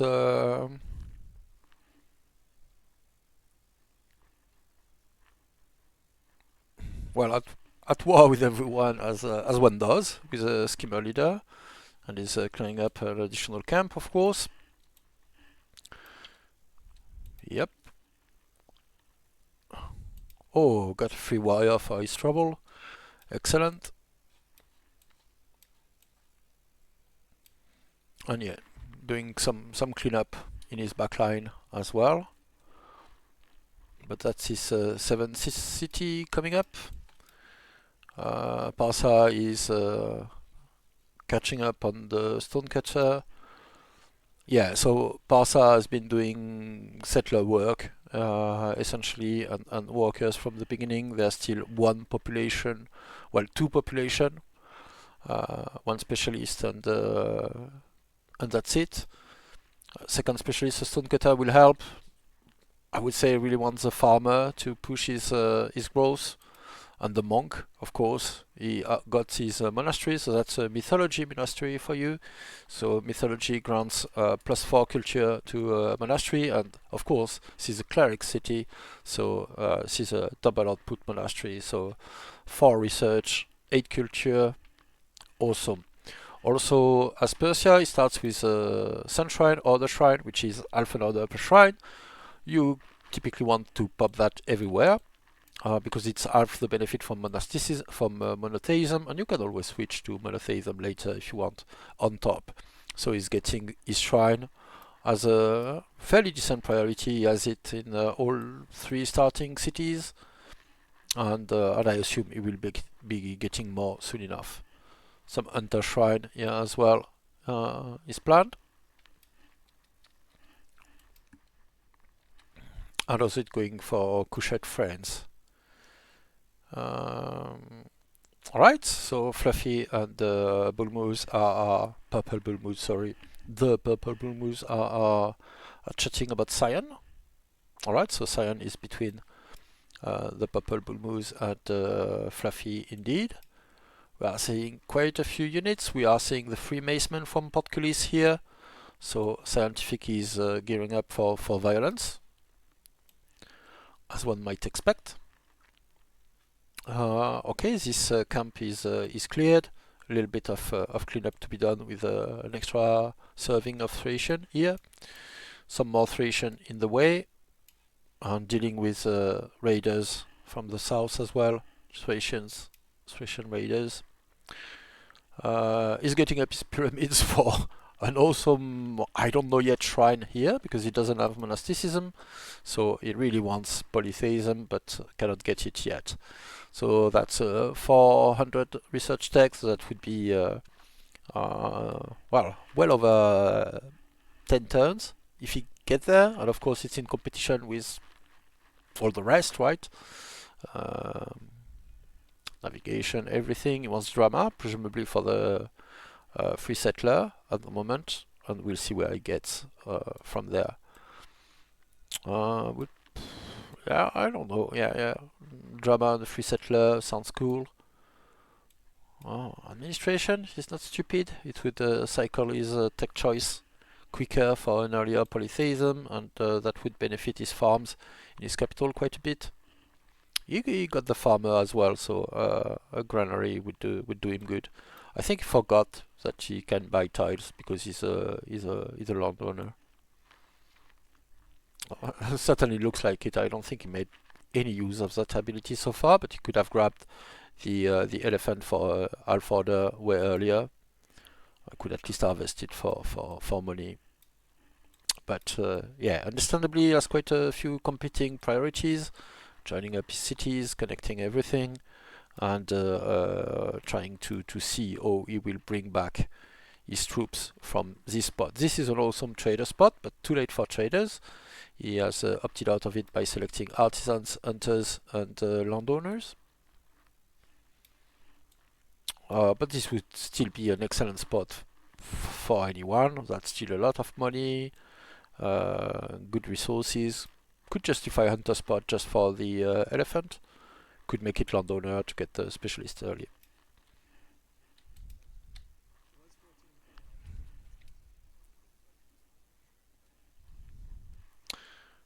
Right, some discussion of leaders. We are up to 13 wisdom indeed, but he's doomed and stressed.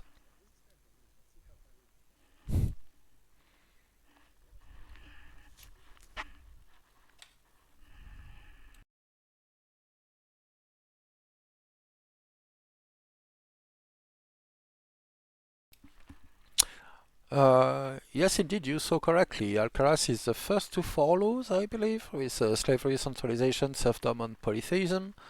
Siontific is only on 2, so he's all front-loading, or Siontific is, which is why I was saying he's playing it as a duel. He's going against Fluffy. He picked the bonus cards, Maceman, and Heavy Chariot. His science is probably top of the pack at the moment. 88 looks like a very good number. Let me see. Yes, he's well above everyone else by quite a margin. So let us look at where that's coming from. So Atusa is generating not that much. Neither are most of his cities. Well, I guess 4.6 or 6 or something like that is decent. 7.6, 7. But that's all decent, right? Around the 6, 7 margin is something good. So where is it coming from? A lot is Justice King, 7 wisdom. The Queen Consort is also 6 wisdom, and it's the Queen Consort and the Court Scholar, so that's contributing twice. He also has an agent, because he went for Portcullis very early, and a very strong Spy Master as well with 7 wisdom.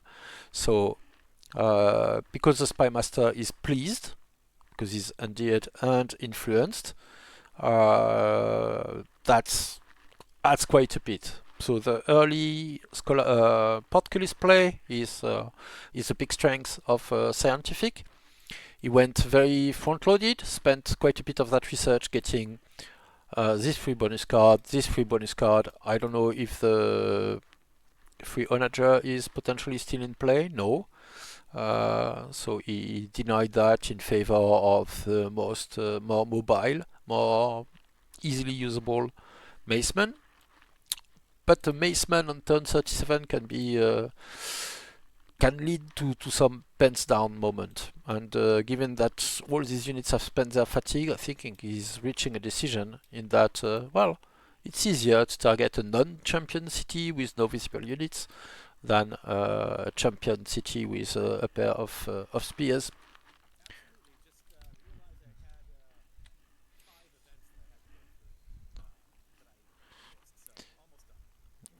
Right. Jams is getting hit by quite a flood, which is beautifully showcasing our latest release.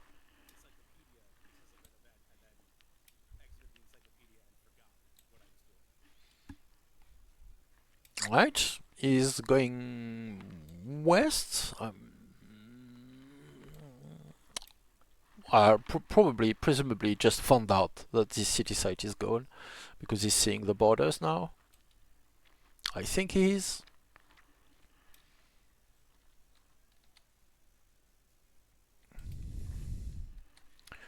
The ThePurpleBullMoose is still as his original leader. Gain an additional wisdom somewhere in the middle, but eloquent and warlike are of course awesome for military protection and just civics in general. That's a solid roam here. Sion is picking up on the fact that Alcaras has follows.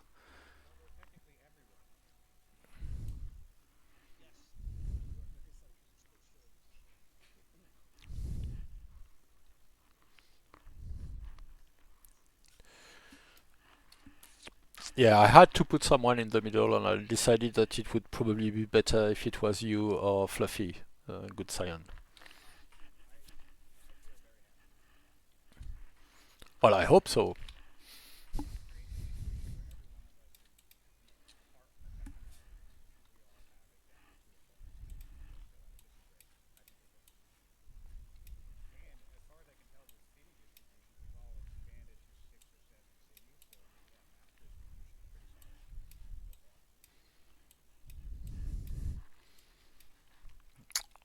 Alright, let's see if Alcaras is doing something with his follows. Is he starting a stronghold or not quite yet?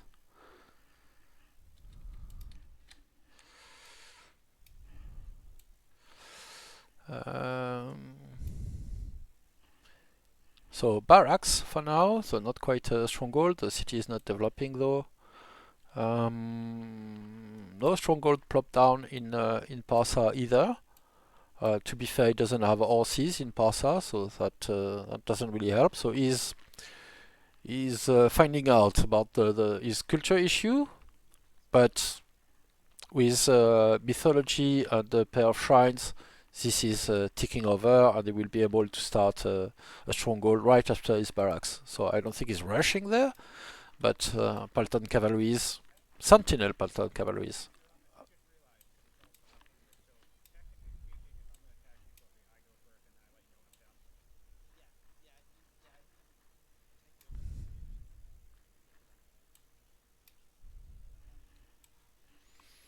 Right, Alcaraz is finding himself in relatively peaceful space. At the end of the day, he's dealing with these invaders here.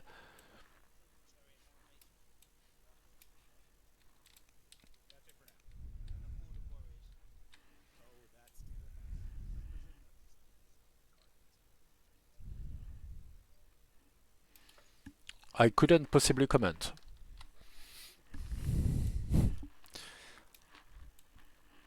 Alright, so Siontific pulled the trigger and decided to go against Fluffy. We'll see what happens, what comes out of that. He definitely has upper hand at the moment, and I'm sure Fluffy sees that. What does he see? Yeah, Sion is looking stronger.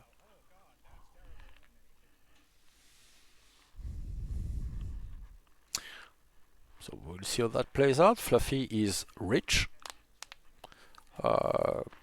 Could get a wonder of his choice whenever that comes up. Yep, Necropolis is in Kerma.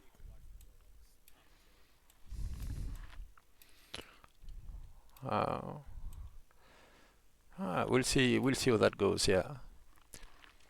So this is a bit of a special situation because these two players are the strongest of the bunch. I think it's fair to say, or at least that's so we expected to play out.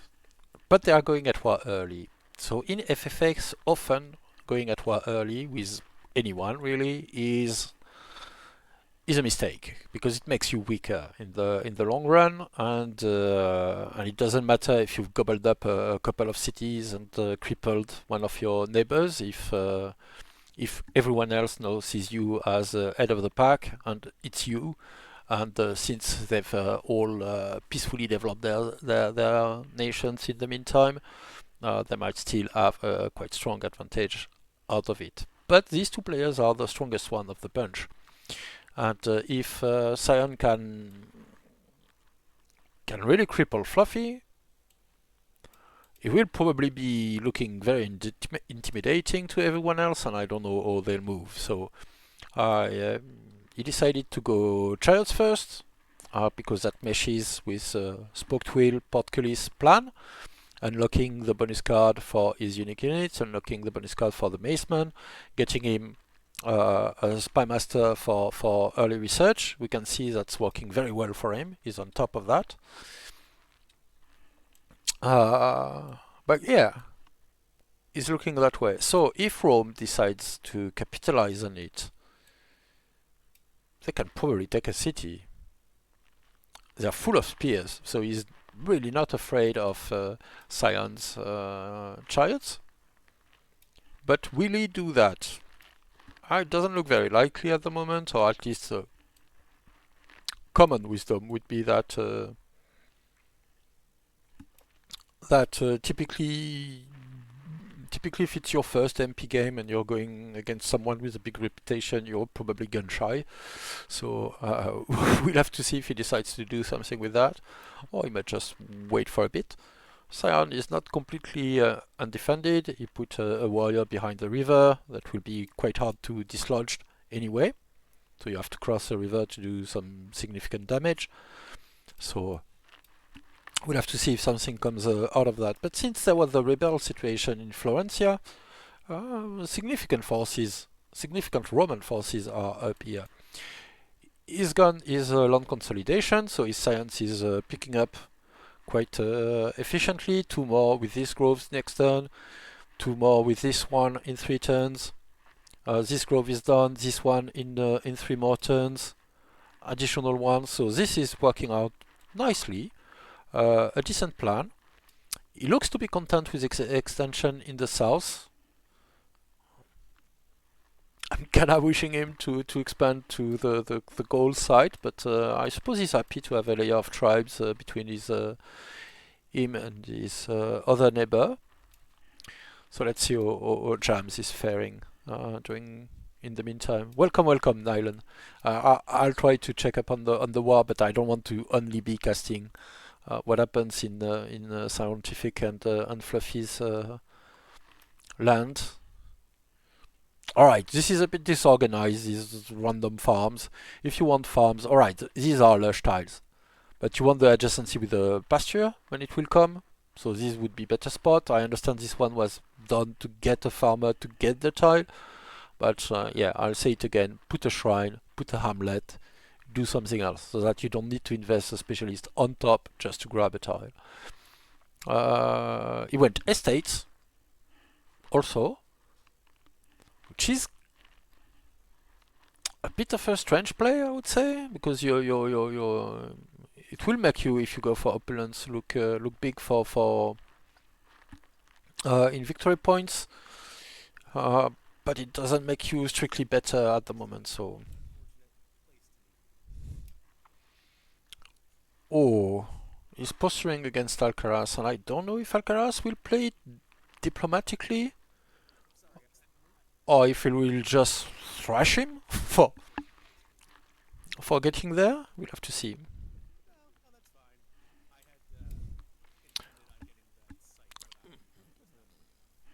Because with his commander, he could just like outright kill, like you go here, or here, here, here. You get the flanking bonus. You just thrash this guy completely with the slingers. And probably you can even reach here, possibly to just zock the warrior and just kill everything. So it depends on Alcaraz' mood, because this is Persia order we are seeing at work here. Maybe I should go over a breakdown of all the advantages Persia gets with order generation. But let's have a good look at the map first. So he's getting disciples to get double religion, so Christian monastery, that would be a cool temple diamond at one point.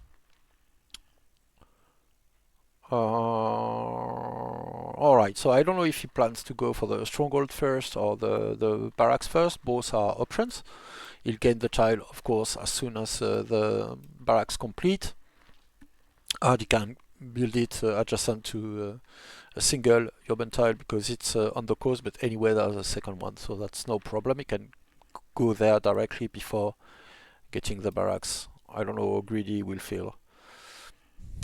Alright, Alcaraz with reminders to tutor and to start music. So and let's check the Science and Fluffy war. So this is a lot of aggression.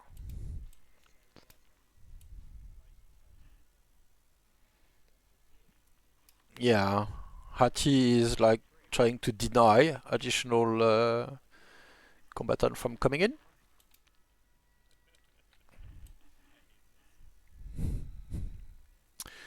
And his army is completely out of position, so it looks like Fluffy is probably losing a city soon. I don't know if he's marching anyone to try to fight it, but any city he marches in would get thrashed. And he was waiting for Sion to be done playing, because they're trying to stay in simultaneous turn type to have a fluid and a quick game for the other opponents. But then they have to go with a gentleman agreement, where one goes first and then the other, to avoid double move issues and such. With his insane, cursed, severely healed, doomed, just a mask equipped builder. Let's see what comes out. Alright, so his Walker funneling his opponent. Yeah, has quite a few movements to make. He can upgrade his warriors, no problem, when that becomes relevant, and he's doing so, because he got phalanx. That's not great against the maceman, of course. The maceman is a great combo, because you want spears to frighten off the chariot, or kill it if there's some misplay allowing you to do that. But for that you want spears, and the maceman eats spears alive. It is a 6 strength unit, and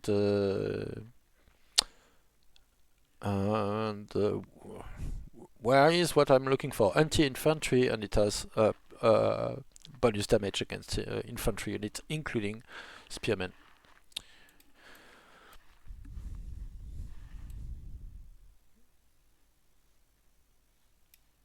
Fluffy has even attacked with his slinger. He's trying to position his workers to at least slow down a potential retreat for this warrior, but that's clearly not enough. So maybe just tempting his opponent into getting distracted, or potentially typing messages to the bullmoose. No, it doesn't look like it.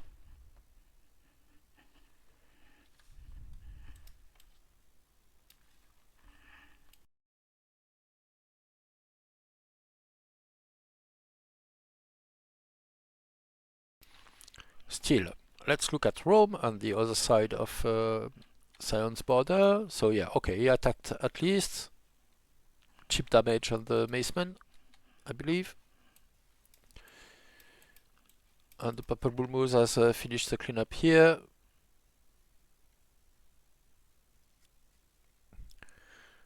And actually he's discussing with Alcaras, asking what's the diplomacy and if they can work together. And it would be good. It would be good to work together, for sure.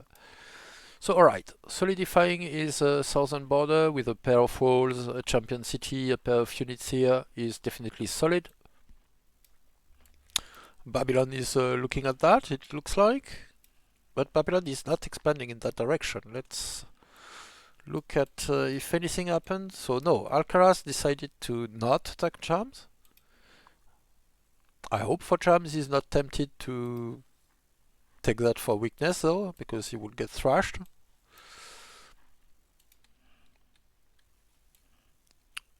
And yes, Alcaraz is going for the coastal sites.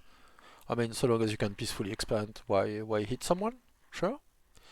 That makes sense. Underseat with ore, so that's always a good military city.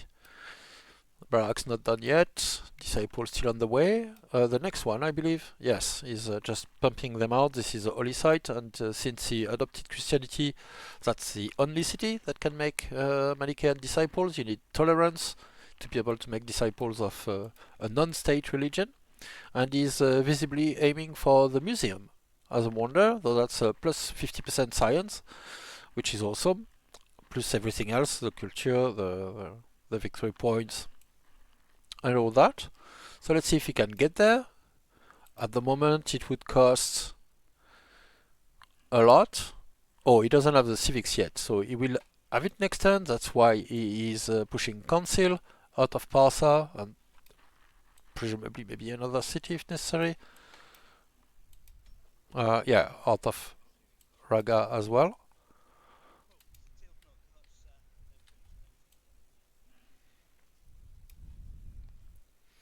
Alright, crits on city, disgusting indeed. So Senma is butt naked at the moment. His spearman is getting zocked.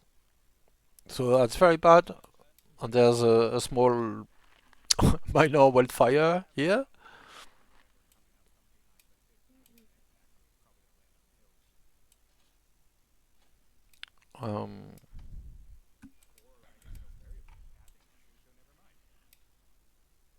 Can he? No, I don't think he can kill. He would have enough for a force march if he can afford it, but a single spear is not enough. This one is zocked, so cannot intervene for now.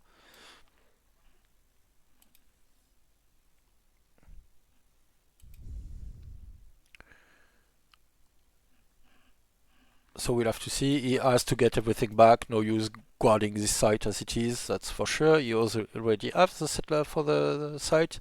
If he ranks it high enough in priority, which he probably doesn't. Survival first. Oh, hero leader, yeah.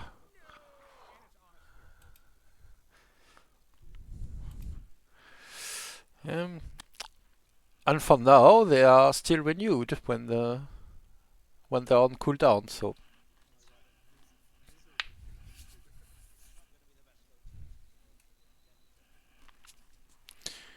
So you see Fluffy moving in. Is era of corruption really for everyone? I do not know. Alright, okay, I'll confess. I'm typically playing without Behind the Throne, so I don't know. I've had it in a multiplayer game, and I don't think it was for everyone, but in our internal team's game. Alright, you got rid of the heavy chariot, which is at the very least a psychological blow.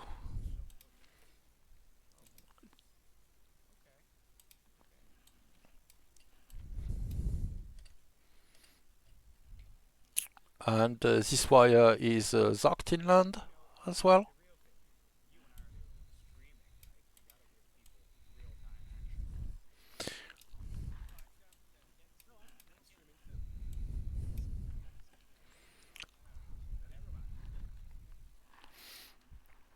Alright, what do things look like with our commander Persia? Oh, an eloquent, gracious, romantic commander. So that's a 6 charisma commander there, and 4 courage despite illness.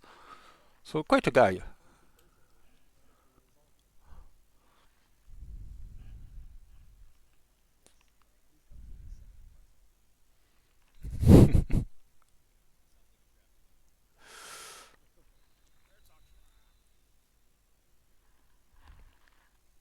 Yeah, situation looks stable at the moment. What is James looking at? He is linking up his city, still on the effort. Somehow interrupted his effort to do just that between these spots. Maybe he's fooled by the estate looking urban but not being urban. So this is there's no automatic road on this tile. But yes, this is the hard terrain to traverse, so for unit movement this is more important indeed. So that's probably what he's going for. He's developing not too bad at the moment. So that's cool. He got his granary, his farmer. There's another farm coming up. So yeah, for a bit of feedback, James, these are way better farms than these. So.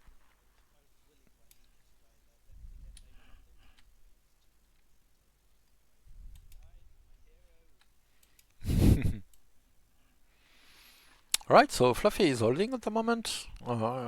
He still has an underhand, but that's always a big blow when you lose a unique unit that you got from a bonus card. A strong unit, a 6 strength. And his warrior is zocked, and this one is well inland. And that's probably a very big commitment to force march to try to kill the spears. But maybe Sion will be tempted.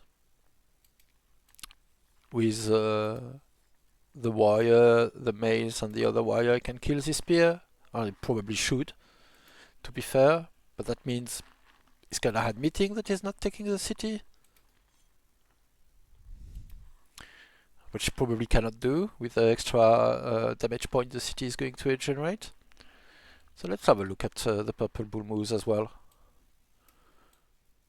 We have established peace as I continue my south expansion. Oh! Between Wu and Womb, I haven't even checked.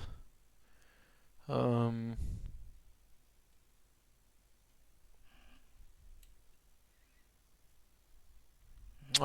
don't know. Rome is not at peace with anyone, so I'm not so sure. Just truce, I suppose. Not quite formal peace exactly. He's getting a woodcutter for research and for everything else. Urbanizing along the lake, although I'm not too sure. He probably doesn't have any other option. Yeah, he doesn't have drama, he doesn't have military drill, so he's spending a hamlet to gain access to an additional grove. Of course, he's doing a grove play, which is starting to work, right? I suspect he's second in Sion's generation. Yes, he is at the moment. You can see Alcaras took a big dip. That's the death of his original leader, which was contributing for about half his research, I think it's fair to say, from 65 to 31. So yeah, Hati is still dominating with his awesome Spymaster and Portcullis play. Of course, Hati is well placed for Portcullis play because they start with husbandry, so Spoketwill and Portcullis are in easier reach, just as Rome is in a bit better position to do land consolidation play because they start with police. And let's see, where is Rome going at the moment? They haven't picked, it seems. So trapping, husbandry, citizenship, and monasticism are all up for grabs. Monasticism doesn't do anything if you don't have a religion, so unless Zoroastrianism, not Zoroastrianism, Judaism is spreading from Hati, he's not having a religion at the moment. And, well, he is undecided yet.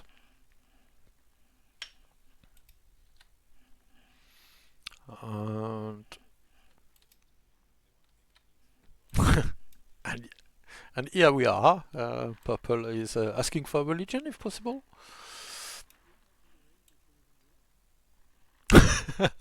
Alcaras is joking because he has several religions. Treasury, warrior. Yeah, getting a warrior in Eshnuna, sending a settler that is useless at the moment. This settler should turn back and go somewhere else. It's not doing anything here. He's going for husbandry. He should really be going for navigation. I understand it's taking more time. It's more costly as a tech, as 600. But you really need the orders.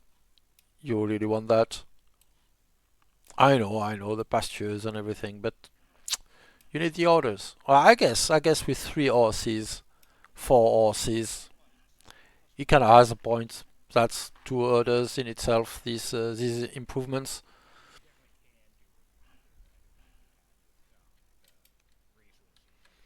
Alright, the war is heating up, I suppose. So yes, there was... okay, the Sion is back to similar to Fluffy. The original spearman apparently died. Oh, that's still very contested up here. So we have a hurricane, so this is why everything is looking sad at the moment. Alright, an additional spear is probably coming soon from our good Fluffy. He has the good logistics with coastal movement up here. Although Sion is, well, he's not linked up. So he can for sure send more units, but they have to move at least partly by land from Sarissa to Halab and forward to Kushite lands. So yeah, the hero is back unassigned, I assume, at the moment.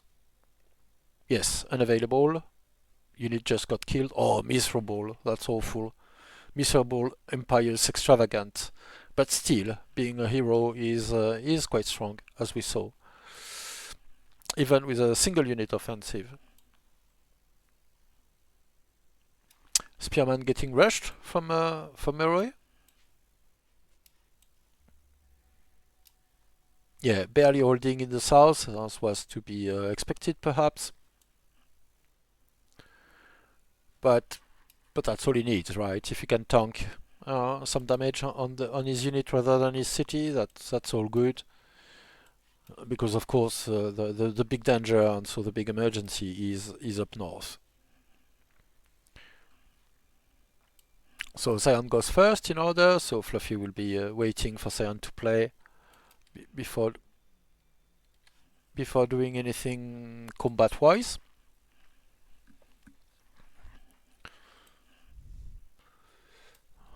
Okay, his leader got reassigned on the chariot up here.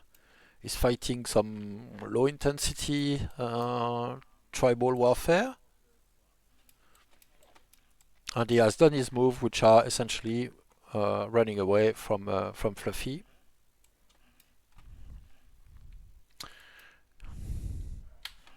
Alright, that is strong resilience, as always, as expected, from our good Fluffy Bunny. He has endured the unwarranted aggression from the blue minis to his east. There's an isolated wire stuck there. I don't know if that's a trap, a way to tempt Fluffy into diverting orders and units inland. We'll see what happens. I would say he probably needs this guy to become a spear as soon as possible. But yeah, he puts a high level of priority on docking the wire. Doesn't need to kill it this turn, but making sure it cannot escape is important.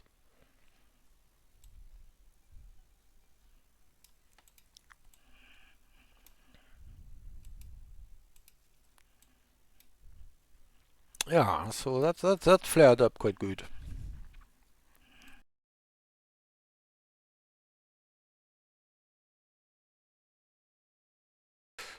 But there you go. Despite being on the back foot, despite being weaker on the onset of the war, being rated weaker, I mean, in terms of military strength, despite Sion having superior units with his unique unit and his macemen,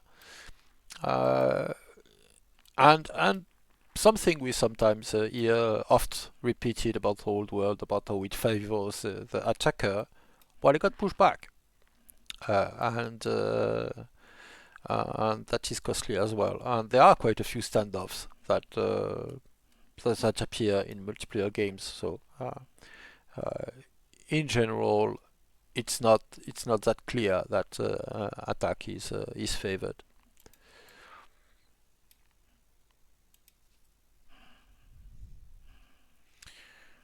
Oh, this is a Warden Spearman as well, so pretty good defender.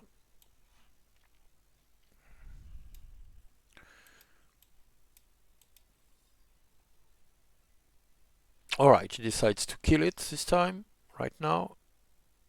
This is very risky, leaving his city undefended. I'm not sure if he has a plan for that. It doesn't look like it. He would, at the very least, lose the barrack that is in progress if he loses the city, and I think that's quite a possibility at the moment, so... I would find it a bit worrying.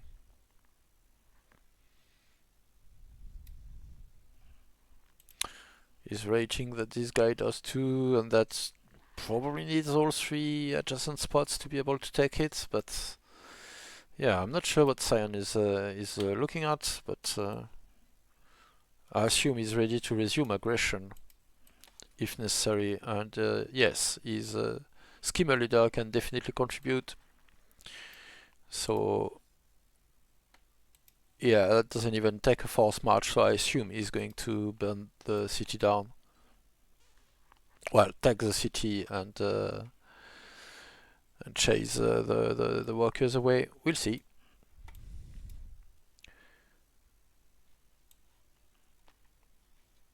Or does he expect massive losses in return if he does that?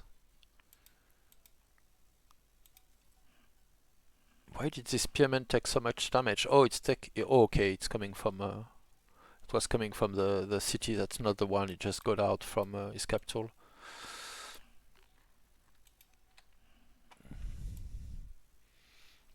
I'm not sure where it's sending his south. I think Fluffy reads that the aggression in the north is done. He's moving his settler, he's sending a spearman south. And I'm not sure if that's true. But if Sion doesn't call his bluff right here and now, then that will be true.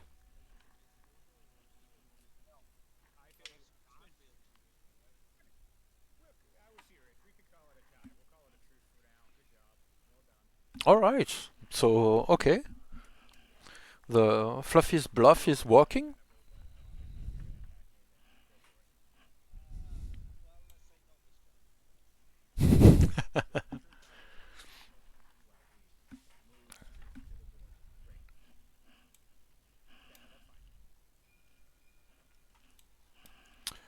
So yeah, let me look. Can I investigate that? There's error of corruption, so it's plus 50% maintenance for Kush.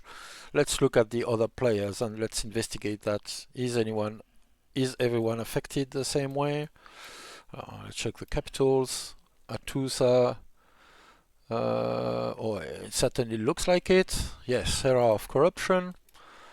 For Rome, well, any city would do, but error of corruption. So yes, everyone looks to be affected. In Persia, with plenty of pings, as we can see, Parsa is, yes, affected. So indeed, everyone is affected. The error of corruption is global. Let me check jams to make sure, but with 4 out of 5, we already have a conclusion, I believe. Yes, everyone is affected by the error of corruption. I don't know if it was the case in our team game or if that's something that's specific to FFA, because there are quite a few things that work differently despite if you have just 2 opponents, because it means everything is zero-sum. So duels or 2 teams in a game. But here, in a free-for-all, it definitely looks like error of corruption is global indeed. If you're going to connect your cities, jams, don't alpha it. Connect them all. You are a builder leader, so you can even like build urban at the moment, so you get the road and the urban tile for the same costs.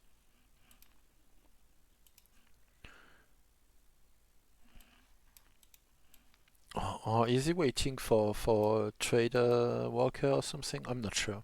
I'm not sure what's going on. This city isn't connected either.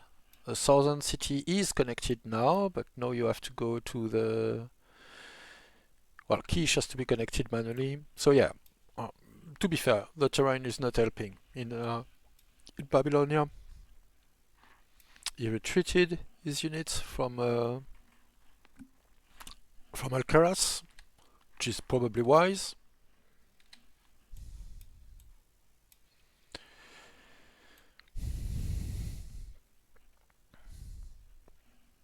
Alright.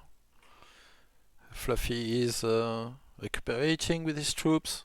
All his cities are producing military units at the moment. If I know my Fluffy, he won't half-ass his military ramp up.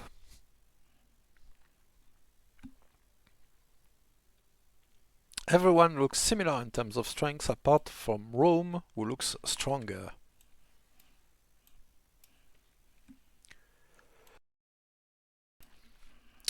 With a big bunch of spears, 5 spearmen around here, 3 more in the south, just cleared up another goal site. He's getting his gardeners. I assume, well, I don't have to assume there's a single grove in this city on the wine. Will make his families happier. More groves.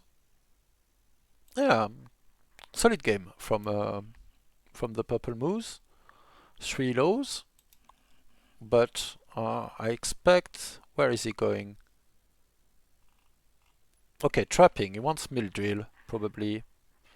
What is he targeting? Composite bows. Alright, so he wants trapping mill drill, composite bows. Makes sense. Makes good use of having lumber mills unlocked. But he's not going for the longer term play of citizenship scholarship. So that's the trade-off he's making at the moment. He wants his worker for more groves, but yeah, he's in solid second position. So Sion got a huge leg up from Portcullis, assigning a spy master, having an agent. I haven't checked where his agent is. We should probably try to find out about that.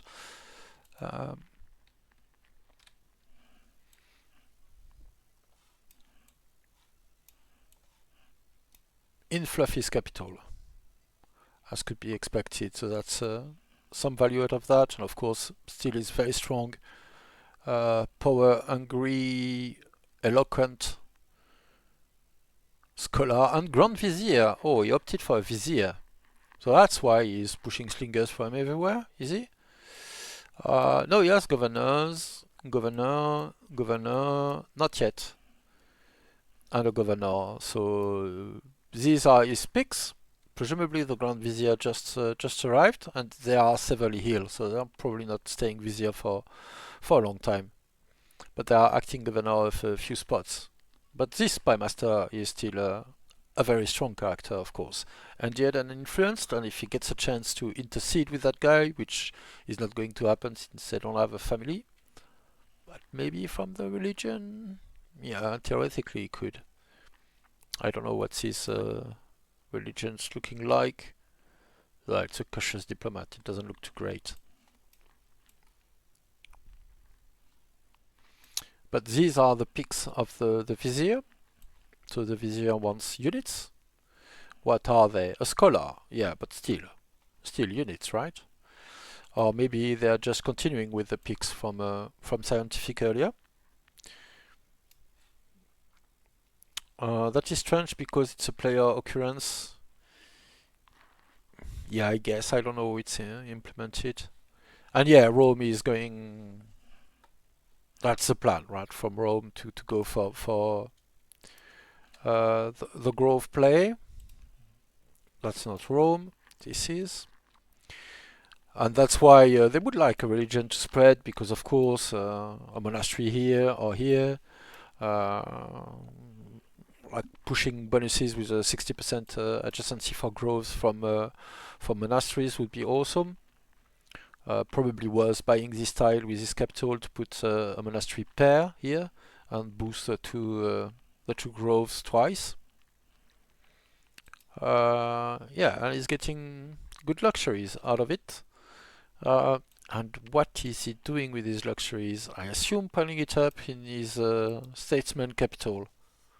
No, he is not. He's sending it to cities, but I don't know which ones. All in Rome? All in Rome. Alright. A decent play. Pushing his capital with lavender, honey, and wine. I'm a bit surprised that he hasn't gone for any specialist in his capital.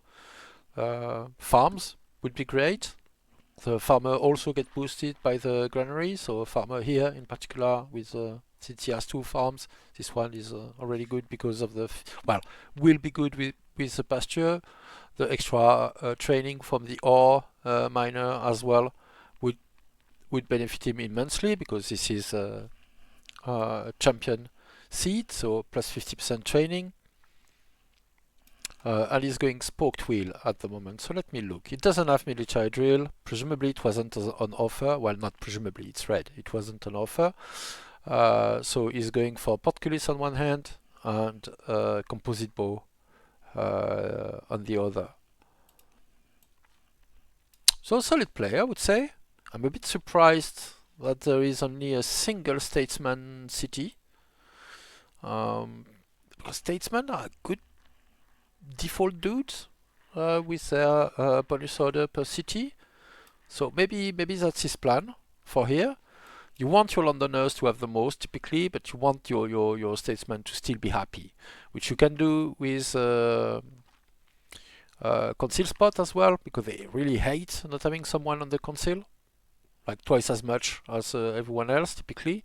But Spoked Wheel and Portcullis later will open up additional concealed spots to handle that. And it's back into positives as well. What was that? This guy got crippled. Not sure where and when. More groves. Rerouting landowner worker to accelerate that, because this one takes a long time.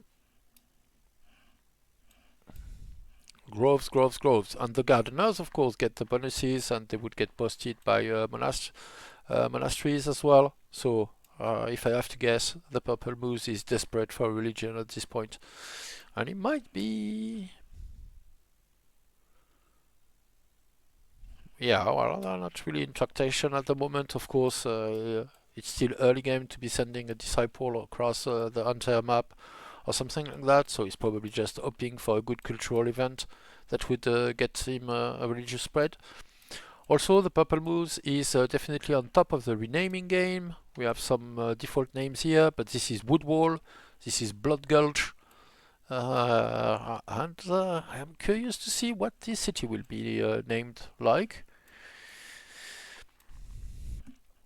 Yeah, he's keeping an eye on Jams, and Jams is not developing in that direction at the moment. So let us see what's going on. So he's moving very slowly up north, dealing with isolated tribesmen. This isolated spot is a big thorn in his side, though. He's getting raided, cannot really get there until he gets a Byrim or quite a bit of territory expansion. Oh, Alcaras is up on a builder, which is even stronger in the mid game than it is in the early game. So we'll see what he does with that. He doesn't have great stores of stone or resources in general. His economy is frankly a little bit crap at the moment. He's thinking of granaries now, so you should have gone with the farmer way earlier, my dear Alcaras. That's the recommendation I would have for you. This number wouldn't be, you wouldn't have 4 population, you would have 6 or 7. Yeah, the median sites.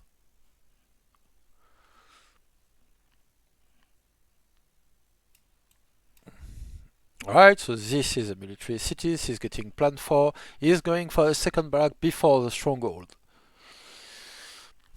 So okay, the training is good, and he doesn't plan on early aggression, doesn't have the resources to be buying units really at the moment. So he's redirecting his orders into economy. He's getting the museum, sorting out his science this way, although he will want more specialists. So the farmer will be a first one. But yeah, his opportunity for urban specialists as a monk, an acolyte. Well, I suppose we're going to see another something after that. He's going to upgrade the monk first, which is just sensible, so good on him. So is Fluffy stabilizing? Well, stabilizing is an apt word.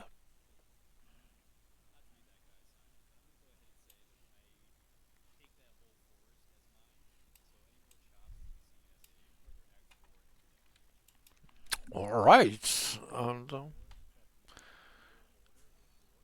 setting strong boundaries here, I'm saying.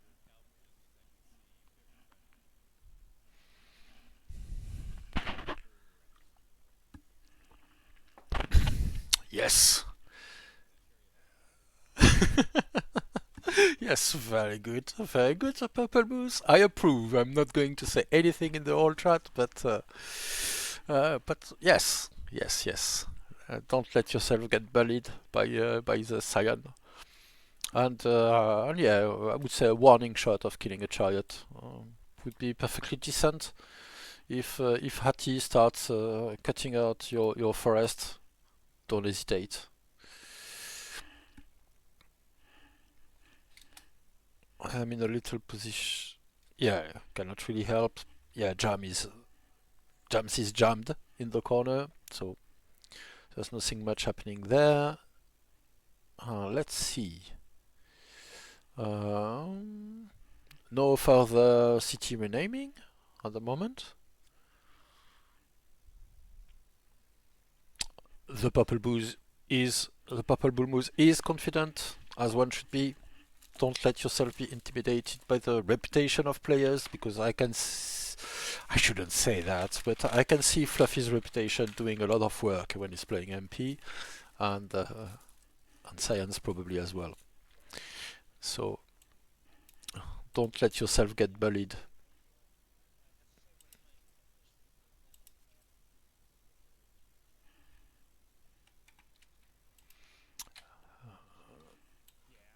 And Fluffy is poor, but not really, right?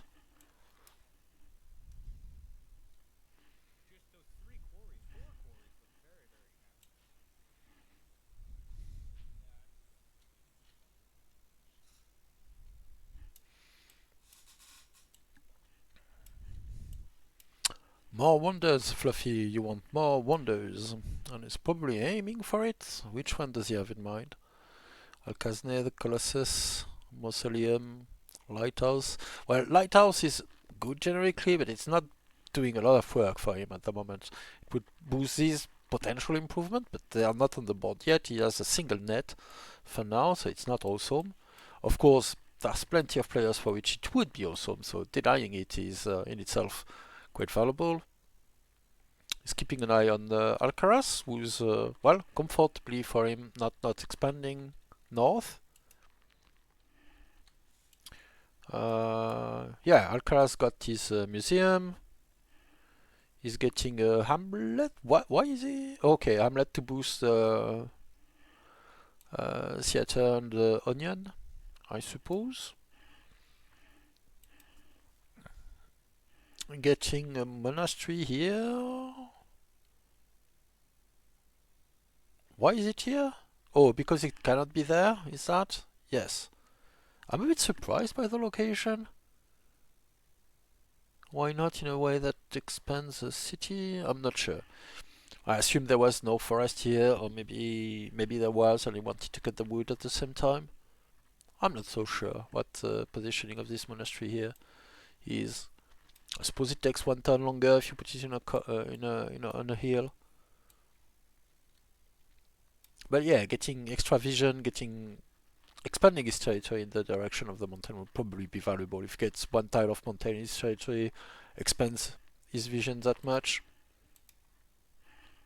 Okay, I don't even know what that means. Clay.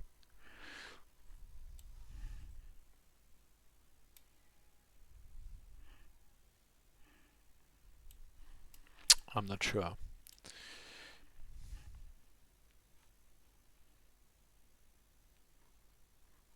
He's not making settler that I can see. Oh, right, there's one on the road here. On his way to this spot. What is that? Statesman. Okay, yes, sensible. And that one would be Hunter. Yeah, sensible too. Has no obvious value, no obvious Hunter resources, but is a bit lower on the Hunter cities, I believe. 1, 2, 3. Oh, not really. So he's leaving his clerics alone, which is a bit surprising to me. I would have expected a bit more cleric city to make use of those double monasteries and double temples and all that. So this is obviously Hunter from the resources. This is understandably Hunter from the resources for the one full order camps. This is not as clear, maybe, well, because of the ore, I suppose. Oh, I don't know what that was.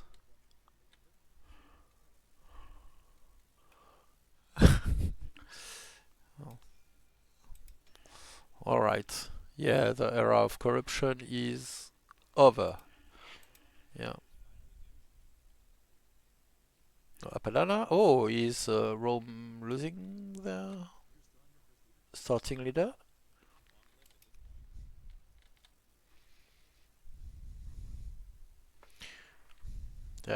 Impressive. And they became corrupt. That's also an effect of the era of corruption, presumably.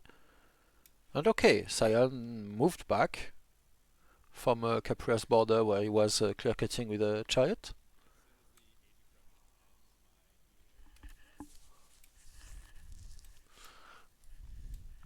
Okay, he's getting the miner in Roma. Some development here. Yeah, I'm guessing he's a bit desperate for monasteries, but monasticism wouldn't be enough. He would need a religion to start with. So and that's not anywhere to be found. I don't think. Let me check. I don't think any world religion has spread to any of his cities. No. So maybe Judaism could spread from Siontific. Let's see. Yeah, 6 cities. So that would definitely. Well, where is the holy site? It's not so obvious that it would be in range. All right. Let me check everything. So that would connect for Sion, but not for everyone else, unless they are at peace with Siontific. Meaning this is an independent body of water, so very few cities are actually connected with the Jewish holy sites. I suppose Fluffies, coastal are, but Rome cities are not. They are on a river going to this sea, but yeah, the Jewish religion is not connecting the Jewish holy sites.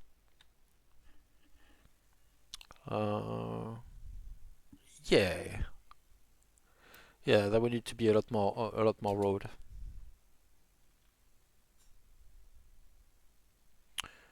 All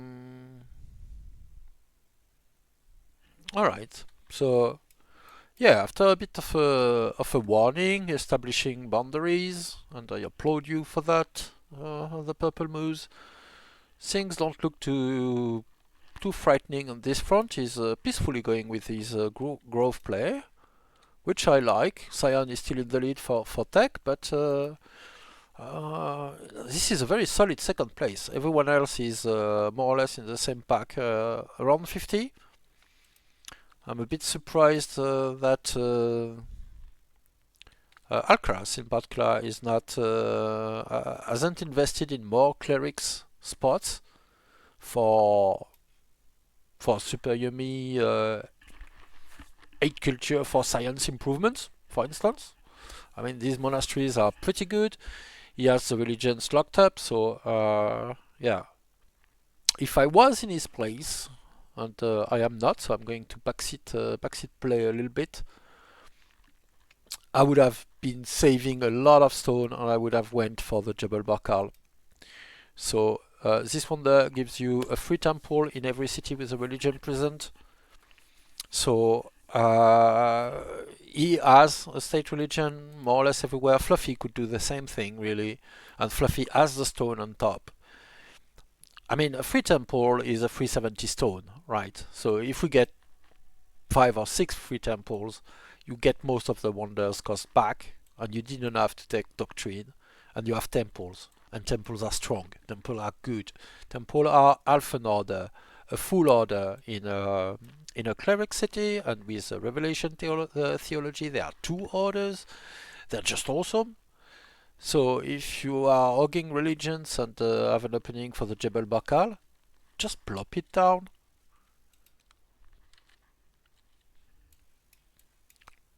Like Fluffy, for instance. You have the stone. You have the civics. You have a religion. Just plop down the Jebel Barkal. And burn a disciple on the holy site to get another disciple. Maybe grab a theology on the way. It will spread to your capital city, which is the only city that doesn't have the religion, with Elgol. And you get free temples. Free temples are good.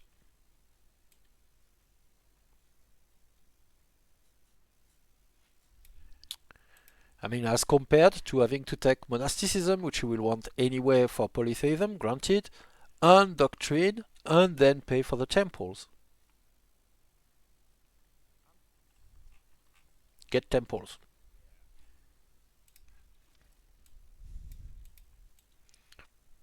And then, depending what you go for, if it's Gnosticism to get even more research from your urban specialist, or if it's dualism because you have plenty of religions like Alcaras does, if it's revelation to get plenty of orders, it does you good.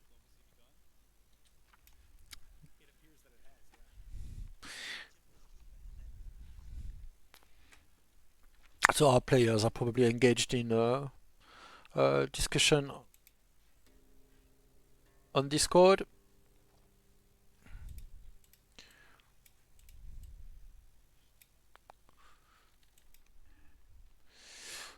Oh yes, Sion is cracking with four ambitions.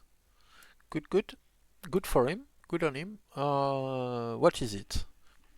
Oh, okay. And he has some good national ones with the possibility for a Jewish council.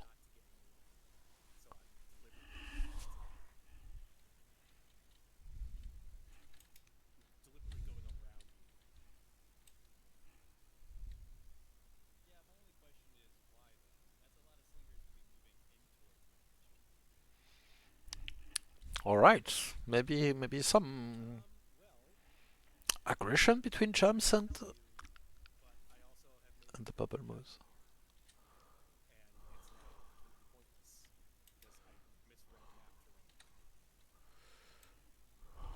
Oh. I'm not sure what they are saying there. But, oh, peace proposal from Hachi, who of course Sion has an ambition to get to peace with 3 tribes or nations.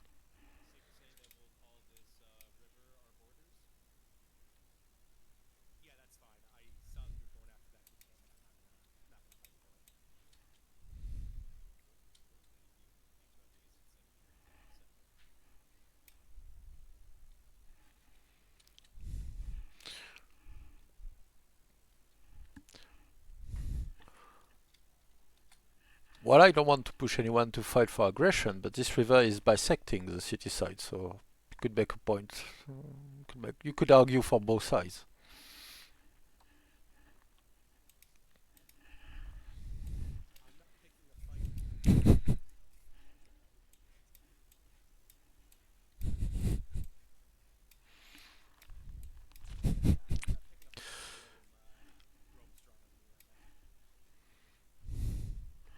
A wise decision, although I'm not commenting in there. Are they similar in strength? Uh,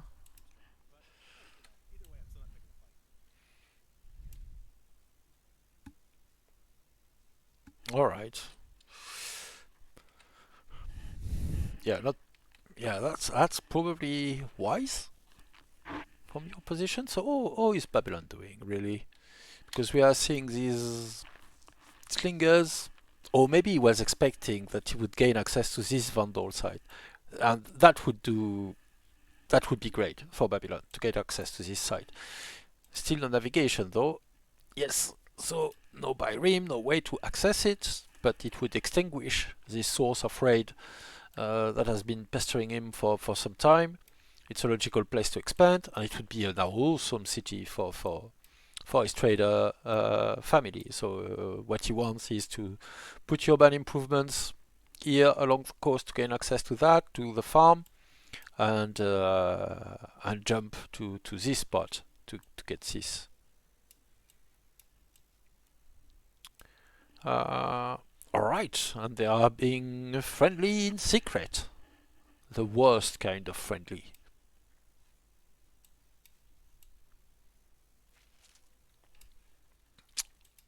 Yeah, the ThePurpleBullMoose is in a decent situation. His science is ramping up quite nicely.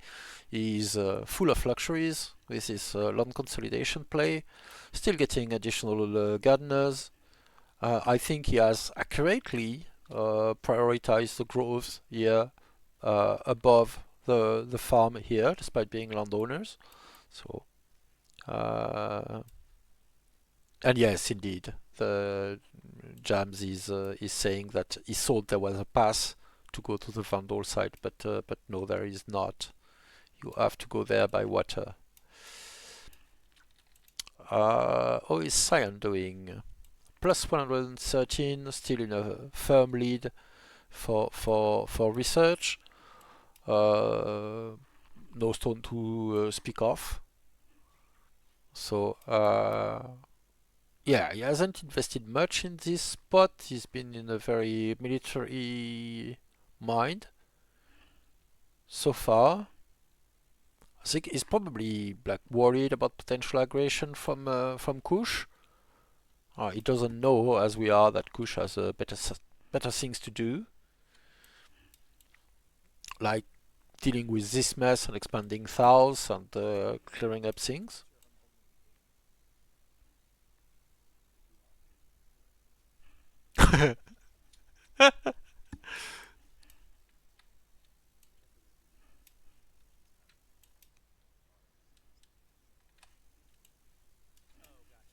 Oh, he's explaining. So yes, that was apparent to me as well. I'm not sure if you're seeing it, but the green bar means turn is not completed.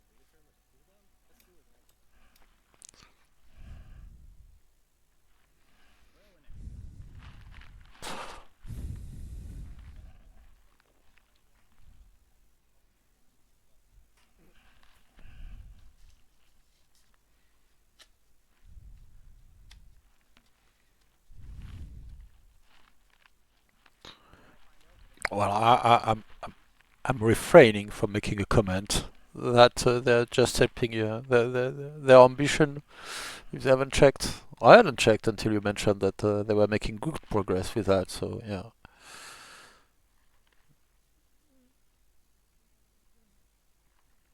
Fluffy has an ambition to establish revelation.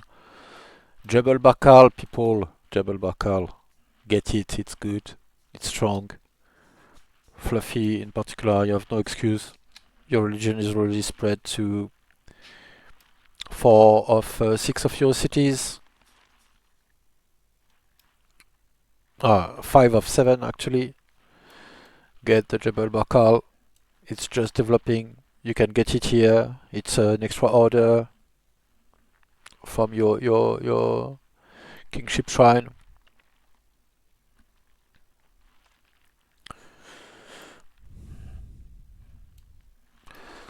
Alright, navigation at long last.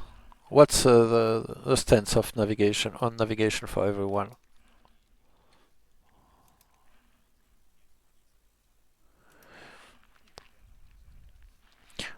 There is still the difference that your cities might be connected. You'd get more trade from them. It's a little income, but there is, and you can cross their territory without declaring war as well if you are at peace, which you cannot do if you are at truce. So there are still the gameplay effects, but in terms of diplomacy, you don't get any particular protection from being at peace with an AI, with a human, because humans are jerks.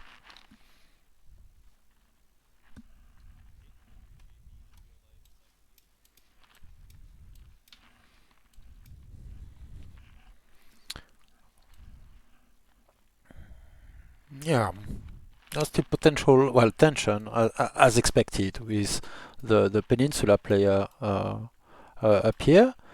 Siontific is getting his ship game up, which is to be noted because I know that Sion hates making ships. So, but he's getting one. He's getting a bi-rim at least. So that would be a major advantage if he wants to go anywhere, maybe at war with the Purple Bull, maybe crossing the sea to check Alcaras, potentially then expand on the other side here and contest some sites that Fluffy might want. It won't help him with this site, which he knows of and could get, and is at war with the Thracians, who are presumably raiding him across the bay occasionally. But he got... What did he get, the child? Oh, border collapse, so he get this fish. So presumably he's going to get this net as well. And with just a fisher he could just cross without a bi-rim. So maybe that's what he's looking for. He's getting an additional worker, presumably that's the first thing he'll be doing. Maybe even buying this additional fish from Atusa. What are his family opinions? Yeah, that would tank a bit further his landowner Nenassan's opinions, but that could work. And the bi-rim would open up this spot, but I don't know if he's seen it. Jams might end up getting locked out of this site, unfortunately. Oh, and he lost a militia to a raider as well. So yeah, this is really a thorn in his side at the moment. Additional settler is doing...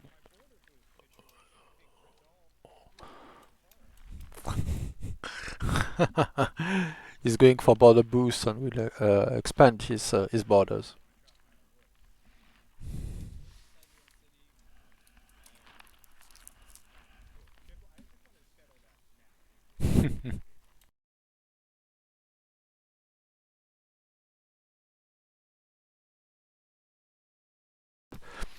Alright, a bit of banter, of course. Yeah, chariots are strong, but they're not ideal fighting spearmen, of course. So, but we'll see. Who's going for what in terms of second upgraded units? So, the traditional play, of course, is the scholarship beeline, picking spears. It makes walking through mounted tribes a breeze as well. And since you want labor force anyway for navigation, even if you're not going on the scholarship beeline, phalanx are just is just right there at the tech and opens up the spearmen. Oh, he got his citizenship up, so presumably... Oh, divine rule. Alright. So he's planning for divine rule because he's not getting that much out of it yet. He has 1, 2, 3, 4 pagan cities. So no, I guess 4 others is decent. I hadn't realized that he had been economical enough with his shrines to get that, and of course he can spread his paganism with just the pyramids themselves. They're not that valuable without the shrines because the adjacency comes from that, but it allowed him, for instance, to spread his paganism to Firka, even if it doesn't have a shrine yet. So, okay, cool play. I can only guess that he's longing for polytheism, but they're very much still in a pack together. All tied between Babylonia, Persia, and Fluffy for tech. Persia had a big peak earlier with the High Wisdom leader. Or the one on the Mohawk stream, but yes.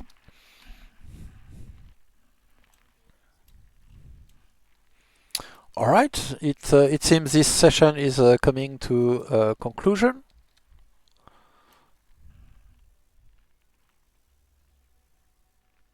Here we are with a new turn. Oh! James is planning to go with the caravans play, so this is the last turn they will play during this session. He's a new leader, he's 16 years old, so let's see, he should probably get an event. No, an event for Regency at the moment.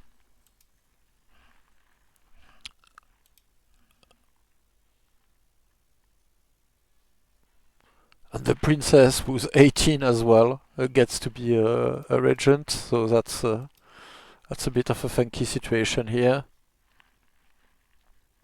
She is their aunt and not their sister, which makes a bit more sense. Will you opt for a tactician or a zealot? I would bet tactician.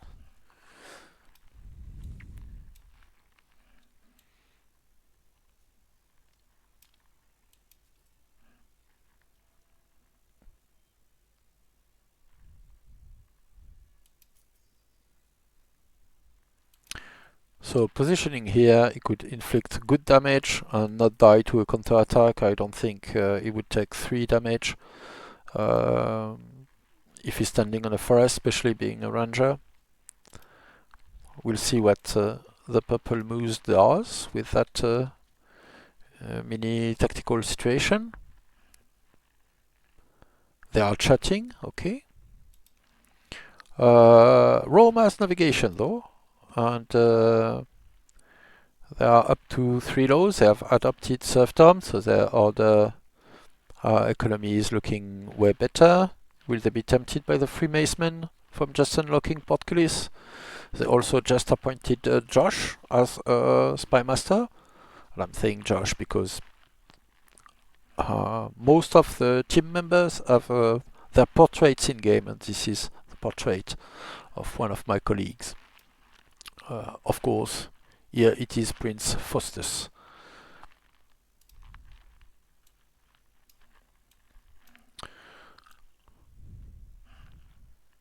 Alright, this is not getting resolved quite yet. He's moving his workers. Might be dangerous because he needs to do something about this situation. There's nothing insurmountable, but it needs to be done.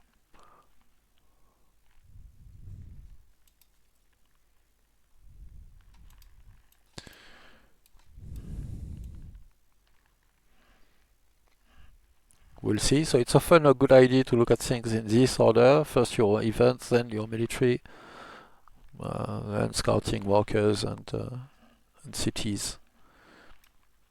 You can still change your city builds while once you've hit end turn, so that's not as critical as it seems. It's not like your cities will do nothing, so long as you're not the last player to play in the turn.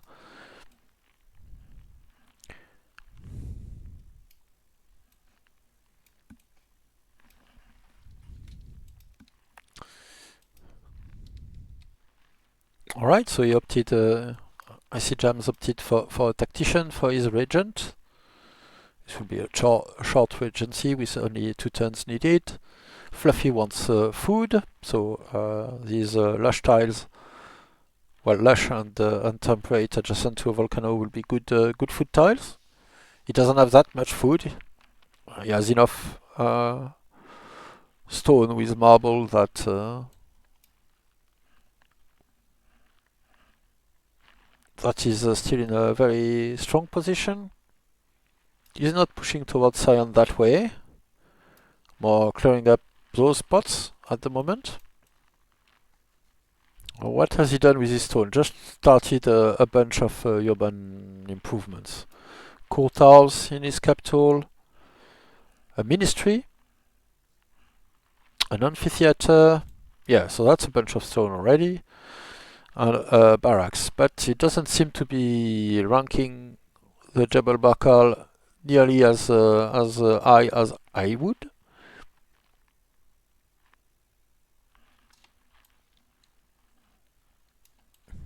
And, or Alcasne for all the luxuries, but of course caravans are of disputable value in multiplayer. They provide money as well for the one who receives the caravan, but sometimes people see that as a negative. They don't want their capital to be explored. They would deny any caravans get package shrines everywhere, swap slinger wire for holding city sites, sure. Move enter workers to quarry. So Alcaras is leaving plenty of nodes for himself to put a slinger instead of the wire on this tile to settle the spot, I suppose. Is there a worker, a settler around? Doesn't look like it at the moment. I see plenty of workers, including the palace dandies, disciples, but no settler, so doesn't look like it. Alright. Is going for a master monk. That was in the plans a long time ago, I feel, so there's been quite a few detours.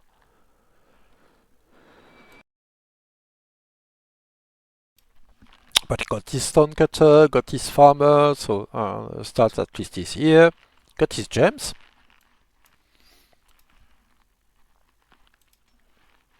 This is a little bit sad, as Statesman City doesn't have the food to be going all out on specialists, which is why he's plopping granaries everywhere to push the growth fully, but ideally it gets some form of border expansion to be able to capitalize on it and put farms. With 2 granaries, that will be an awesome farm, even if it's harried and all that. So yeah, good play there. Not so lush. This is quite lush. He got 1 farmer for now, but you could get more. He's correctly putting the granary here. Excellent. So yes, this food situation will resolve itself. With centralization, you could go for that as well. I know it looks not so great, but the early wood can be nice, especially with monasteries around taking wood as upkeep.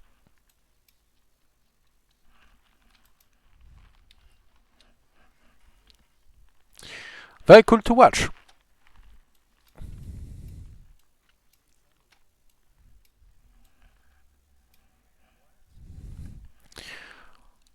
Alright, and so we are done for today, looks like.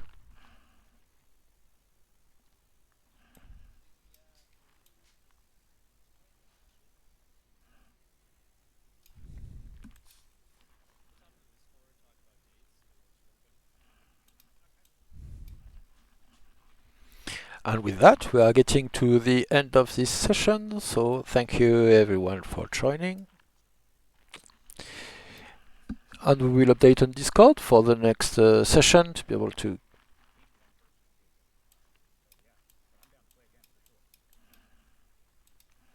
keep you informed about that game. Oh, a bit of a deep on Sion. Maybe his strong spy master died.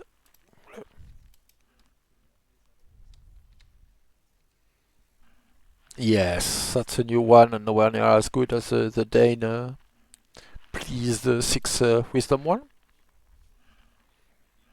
Working on his borders.